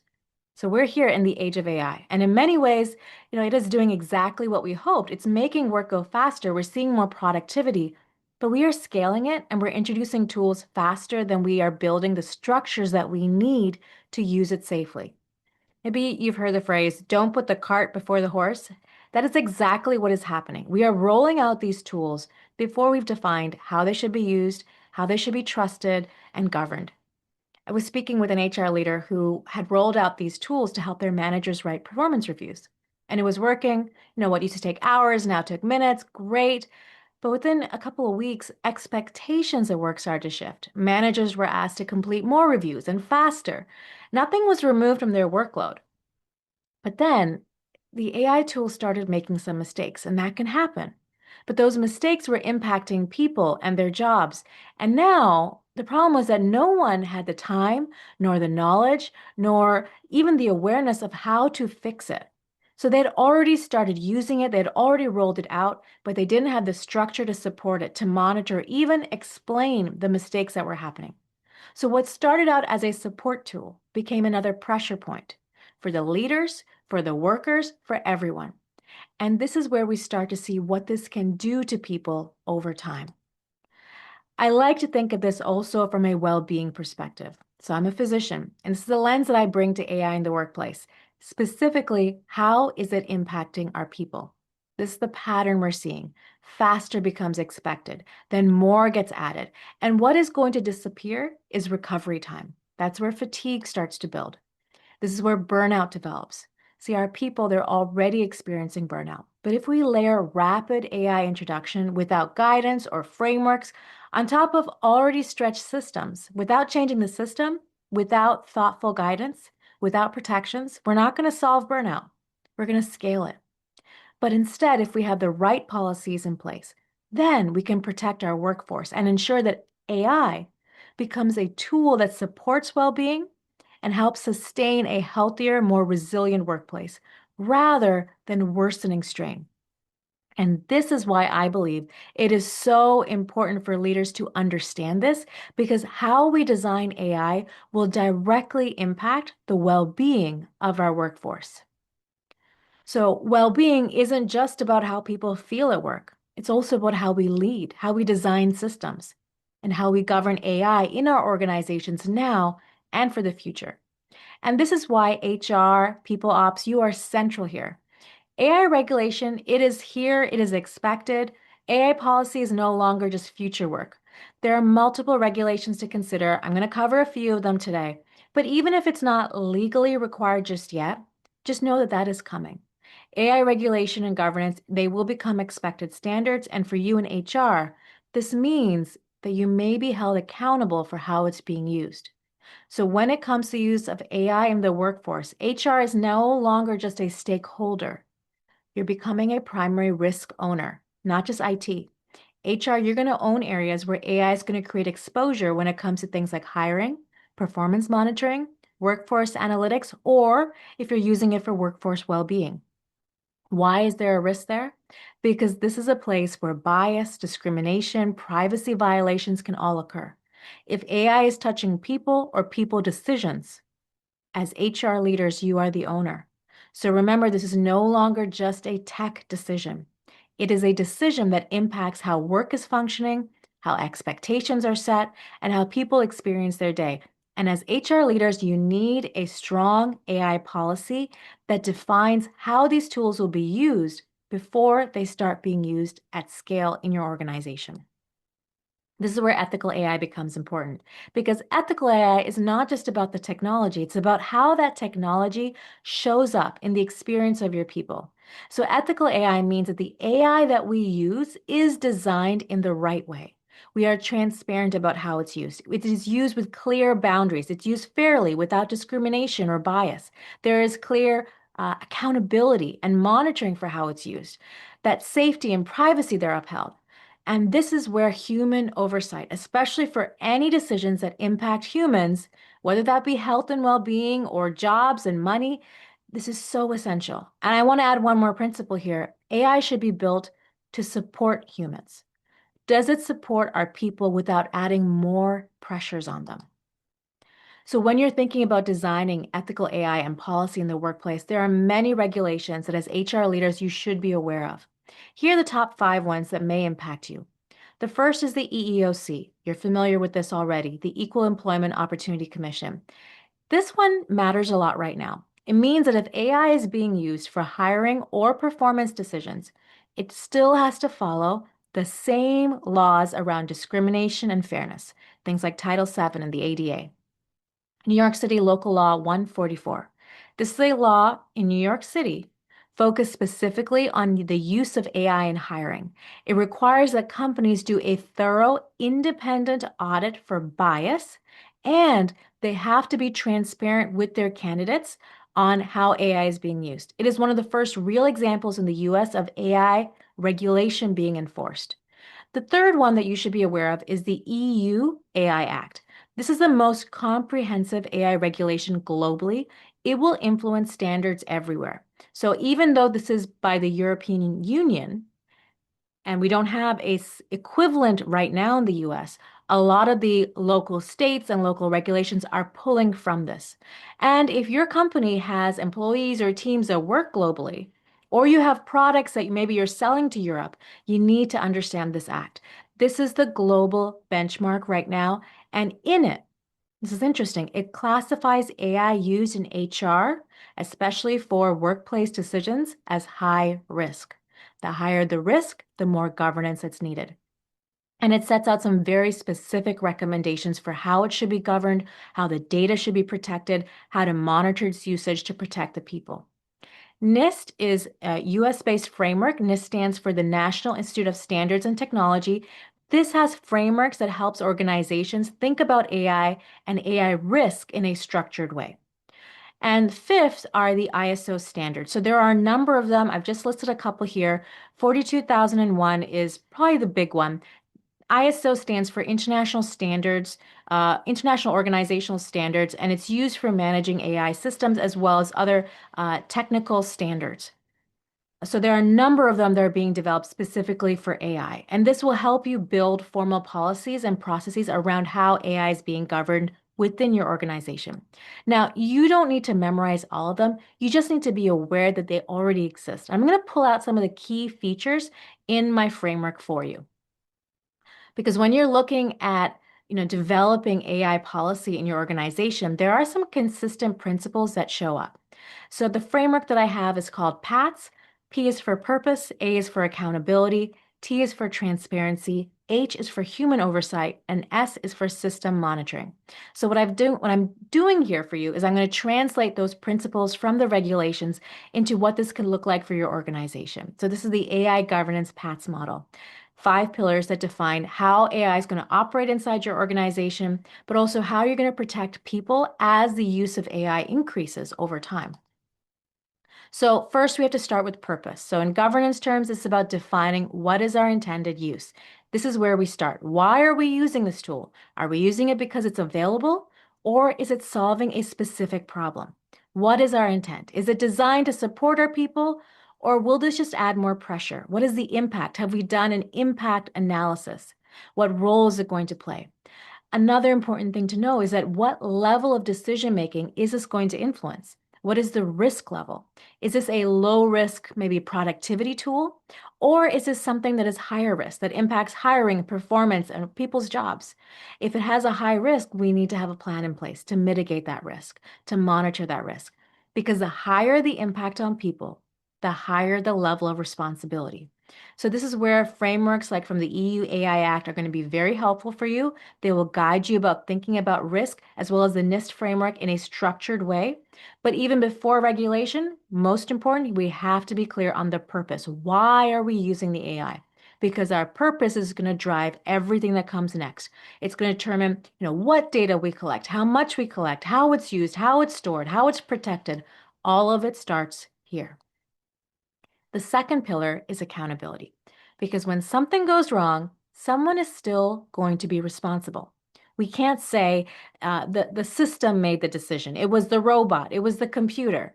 Organizations and leaders, you own the outcome. So we have to ask, who owns the tool? Not in theory, but in practice. Who is responsible for how it's used? Who is going to review the outputs? Who is going to step in when something doesn't look right? Who is accountable? If a decision is made that with AI that impacts someone unfairly, what is the process for this? And this is especially important if you're using AI tools developed by vendors, because even if we didn't build a tool, it wasn't an internal tool that we built, we are still responsible for how it's used. And this is important regardless of whether it's an external or an internal tool. If you are using it, you are still responsible for the outcome. So we talked earlier about different regulations. We're starting to see more of this expectation become very clear here in the US. Places like California, for example, are developing their own AI regulations and are very clear about this. If it's being used as part of the employment decision-making process, if it creates any sort of potential for bias, if it could impact someone unfairly, you as the organization, you are responsible, not the vendor. You are. So the expectation now is not just that we use AI, but that we can document it, we can explain it, we can stand behind the decision it influences. Accountability means clear ownership, a pathway for escalation, clear responsibility. Another question that we have to be able to answer is this: if needed, can we trace how a decision was made? Can we explain it? Because if we can't justify it, we should not be using it. If no one owns that, no one is owning the risk, and we can't be in that position. So that was A. Now we're going to T, transparency. Do people understand how AI is being used? Because people shouldn't have to guess whether AI is influencing decisions about them. Transparency means we are clear about where it's being used, how it's being used, what role it's playing.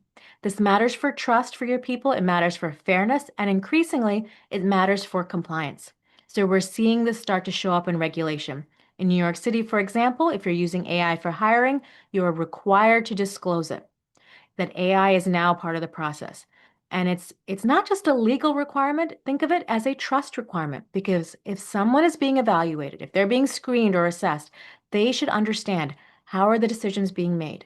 Now, transparency doesn't mean that we have to go through all the technical details, all the mathematics, all the formulas, but it means that we remove the black box. We make it clear when AI is involved, what it's doing, and how to understand how it's going to impact you.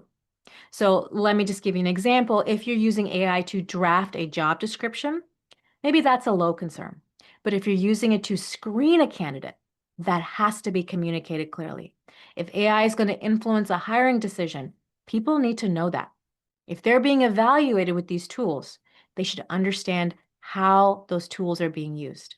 Okay, so if you are using it behind the scenes without people knowing, risk will show up there. If there's no explanation, it's going to create confusion, it's going to lose trust, right? So transparency isn't about over-explaining the technology, it's about making sure people are never left guessing how the decisions are being made. The next is human oversight. This is where we ask, where does human judgment still matter? Because AI, it can move quickly. It can make a decision in seconds. But speed does not replace responsibility. Oversight means we're not handing the decision over to a machine, especially for any decisions that impact people. So we have to be clear. Where is AI assisting and where is a human required to be in the loop? So under oversight, I also like to include boundaries. So because boundaries protect the employee and the organization. Clear boundaries are a core requirement. This is where we define what is allowed for how we use AI, what is not. And it goes deeper than just usage. It includes fairness. If the data used to train the system, if the data set used to build the AI tool itself was biased, then the end result will be biased, right? So we need to be checking those things all the way from when it was developed. Other things to ask, are we using it in ethical ways? Not to manipulate people or to judge them unfairly. And oversight, like I mentioned before, it includes the vendors. They may not give you all the details for their intellectual property, but have they done the data collection to make sure that the data that they're using is not biased, that it's following ethical principles? So if you are using external tools, you want to find out from the vendor, have they done the work to ensure their systems are not introducing bias, they're being used ethically? Is privacy being protected? Are we only collected what's needed? And how is that data going to be stored and protected? Because oversight is not just about the tool, it's about everything surrounding how that tool is used. And ultimately, this is where we as leaders decide what is allowed and what is not.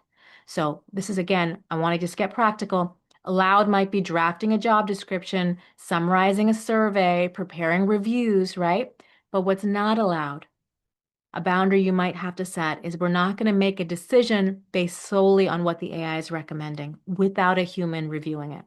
We're not going to use AI without auditing it for bias. We're not going to input sensitive information without protections in place to protect the data.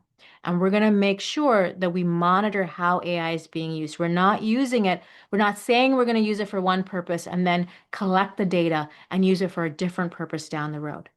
So these are all areas where human oversight is not optional, it is essential. The final pillar is system monitoring, because AI doesn't stay the same over time. What may work today, it may not work the same tomorrow. The data can change, the context can change, and the system itself can drift. So we don't just deploy AI and move on. We have to continuously monitor it. So we have to ask periodically, is it still doing the right job? Is it still accurate? Is it still fair? Is it still producing the outcome that we expect? And just as important, what do we do if it's not working? What do we do if we're noticing errors? What is our pathway here? So let's make this practical. Again, if AI is helping summarize survey feedback and the outputs are consistent over time, low concern. But if it's doing something that is a higher risk, like looking at performance reviews, we got to be checking that periodically. Maybe every 100 performance reviews, we're going to pull out 10 and we're going to cross-reference it to someone else, a human, who's also going to review it and make sure that there is consistency. Right? If AI is being used for hiring or screening regularly, this is again after you've implemented the tool, you're regularly reviewing the outcomes, looking at the people that the AI tool maybe didn't move forward. Is it doing a good job? Is there any introduction of bias in there? But because if over time you start to see patterns, if you see certain groups being filtered out more often than others, that is a signal that you have to act. Because if AI is making the decisions and it repeats errors, small issues can scale very quickly.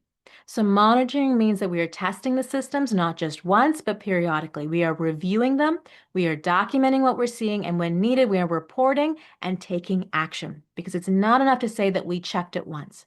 We have to be able to show that we are monitoring it in an ongoing way. And one more thing we have to monitor is the impact of the tool itself, because introducing AI, introducing anything, any change can have an impact in the workplace. And not all change is positive, right? So we have to ask, is this actually improving the lives of our people, or is it adding more pressure? Is it reducing workload, or is it quietly adding more oversight and burden? Is it sustainable? Because if we're not intentional about sustainable work, we're not just scaling efficiency, we are scaling stress. And that's where burnout starts to show up. Monitoring means we don't just track performance, we are tracking also the impact on humans. And we are going to adjust something when it isn't working. If AI is not improving how people's experiences at work, then it's not working. So when we step back and look at this, these 5 pillars, they're not just ideas, they're the foundation for how we use AI responsibly in the workplace. Purpose defines why we use it. Accountability makes it clear who owns the outcome. Transparency builds trust with the people impacted by it. Human oversight ensures human judgment stays in the loop and human interests are protected. And system monitoring ensures it continues to work safely, fairly, and in a way that actually supports our workforce. Because at the end of the day, this isn't just about technology, it's about how work is changing and how we protect our people as it does. Now, instead of giving you more theory, let's walk through what this actually looks like in practice. I'm going to walk you through a few common use cases, and we're going to apply the same pillars to each one. So let's start with some low-risk examples. AI use for productivity. Things like drafting documents or creating presentations or summarizing content. And you've probably already seen or used tools like this, right? ChatGPT or Copilot or Gemini or Claude. These are tools that you can use to help generate content quickly. This is where most people begin. And in many cases, AI can be very helpful here. But even here, we still want a little bit of structure because even though these tools feel simple, they're still shaping how work gets done. So let's walk through these 5 pillars. So first is purpose. Purpose is very clear: save time, improve efficiency. We're not replacing decision making here. Overall, this is a low risk tool. A is for accountability. Who is going to be accountable? The person using the tool. They are still responsible for the final output. So you can't say that AI wrote it. You are still accountable for what gets shared. T is for transparency. In most cases, this will be for internal or personal use. But if AI generated content is going to be shared externally or used in a way that might influence others, such as videos, things like that, then we should have some clarity around it. H is for human oversight. AI can generate content very quickly. Think about like your courses or your content that you might be using to teach your team members, presentations, but a human still needs to review it. You have to check for accuracy, and subject matter experts should be checking this, but also check for things like tone and context, because the tool can sound incredibly confident even when it's completely wrong. So we have to check. And S was for system monitoring. We are not auditing these tools at the same level as a high-risk AI tool, but we should still be paying attention. Is it accurate? Are people becoming overly reliant on it? Is it actually saving time, or is it just shifting the work? And we also have to think about the data that we're putting into these tools. Are we using public tools? Are we inputting any sensitive or proprietary data into a public tool? Because once that data is entered, we can't control how it's stored or used. That includes your intellectual property for your organization, internal documents, anything that's confidential. So part of monitoring is making sure that we are using these tools appropriately, not just efficiently. So overall, this is a lower risk use case, but you can see that it still benefits from structure. Even if you're using it in a personal setting, if it's being used, you got to think about what are the appropriate ways that it should be used and how to use it safely. And now let's move on to the next tool, which is a slightly higher risk example, using an AI chatbot in HR.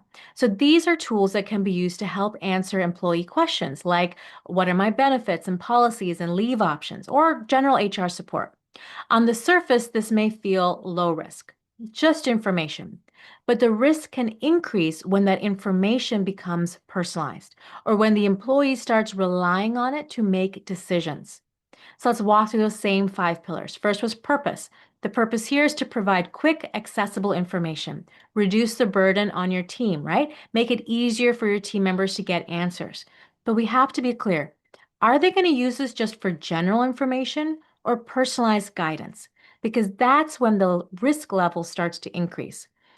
Accountability. If a chatbot gives incorrect or misleading information, who is going to own the accountability there? Because the employee might act on what they're told. So accountability means someone is responsible for maintaining the content, reviewing it, correcting errors when they happen. Even if it's a vendor tool, the organization, you still own the outcome. T is for transparency. Employees should know that they are interacting with an AI chatbot. It is not another person on the other hand, it is a chatbot. This should be clear. Should be clear what the chatbot can and cannot do, right? This is where data transparency becomes important. If employees are also going to be entering their data, what happens to it? Is it being stored? Is it protected? And other questions as well. If the questions are more personal, like in this example, right? The person is asking about benefits, not just their own benefits, but they're also mentioning that their loved one has a health issue. So they're entering personal health information for their loved one. Now the level of risk is going to increase a lot more because we're dealing with sensitive data, not just general questions. So how we are protecting that information, what we're collecting and what we're not collecting, we have to be clear.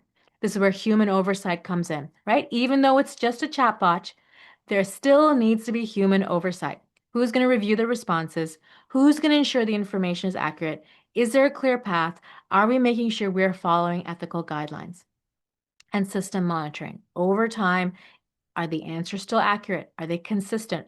If an employee asks the same question 2 different times, are they getting different answers to the same question?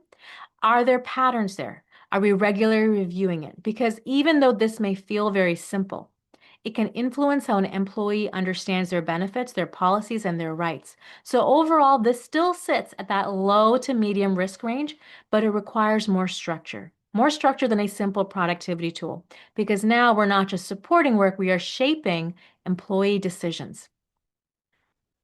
Now let's move to the higher risk use case, AI and performance reviews and compensation. This is where the impact becomes more significant because now we're not just supporting work, we're influencing how people are evaluated, how they're recognized, and in some cases, how they're paid. Let's make this more concrete. Think about an organization who is building an internal AI tool for performance reviews. The manager completes their evaluation, they write their feedback, they give their ratings, then all of that information is fed into an AI system. The AI system analyzes all of that, looks at the patterns, and then it generates a final summary and maybe even recommends a performance rating and a suggested bonus. So what started out as a support tool now is influencing outcome. The question is, are we going to accept that recommended bonus range without question? Are we using AI or is AI using us? How much influence will it have on the final decision? That's what we have to be careful about. So 5 pillars. Purpose, are we using it to summarize feedback or are we going to use it to make a determination? Accountability, if the rating or the bonus recommendation is incorrect, who's going to own that? Because this decision can impact career, compensation, how people feel valued. T is for transparency. Do your team members know that AI is going to be used as part of the evaluation process? Because if someone gets an outcome and they don't understand how it was determined, trust will break down quickly. H is for human oversight. Is the manager going to review and adjust the output, or are they going to rely completely on what the system recommends? Are they going to be reviewing it? Because again, performance, an individual's performance in the organization is not just numbers, it's context, right? Human experience plays a big role. And S is for system monitoring. Are we reviewing the outcomes? Are we making sure there's no bias? Are any certain groups getting different treatment? Are there patterns there? If something isn't looking right, do we have a process to step in and correct it? Because AI can reinforce bad patterns. And if they're biased, if the data used to train the AI was biased, then that bias will continue in the results after we deploy it. So overall, this is now medium to high risk. It still requires a lot of thoughtfulness before implementation. It requires strong structure, and because it's now moving to a higher level of responsibility.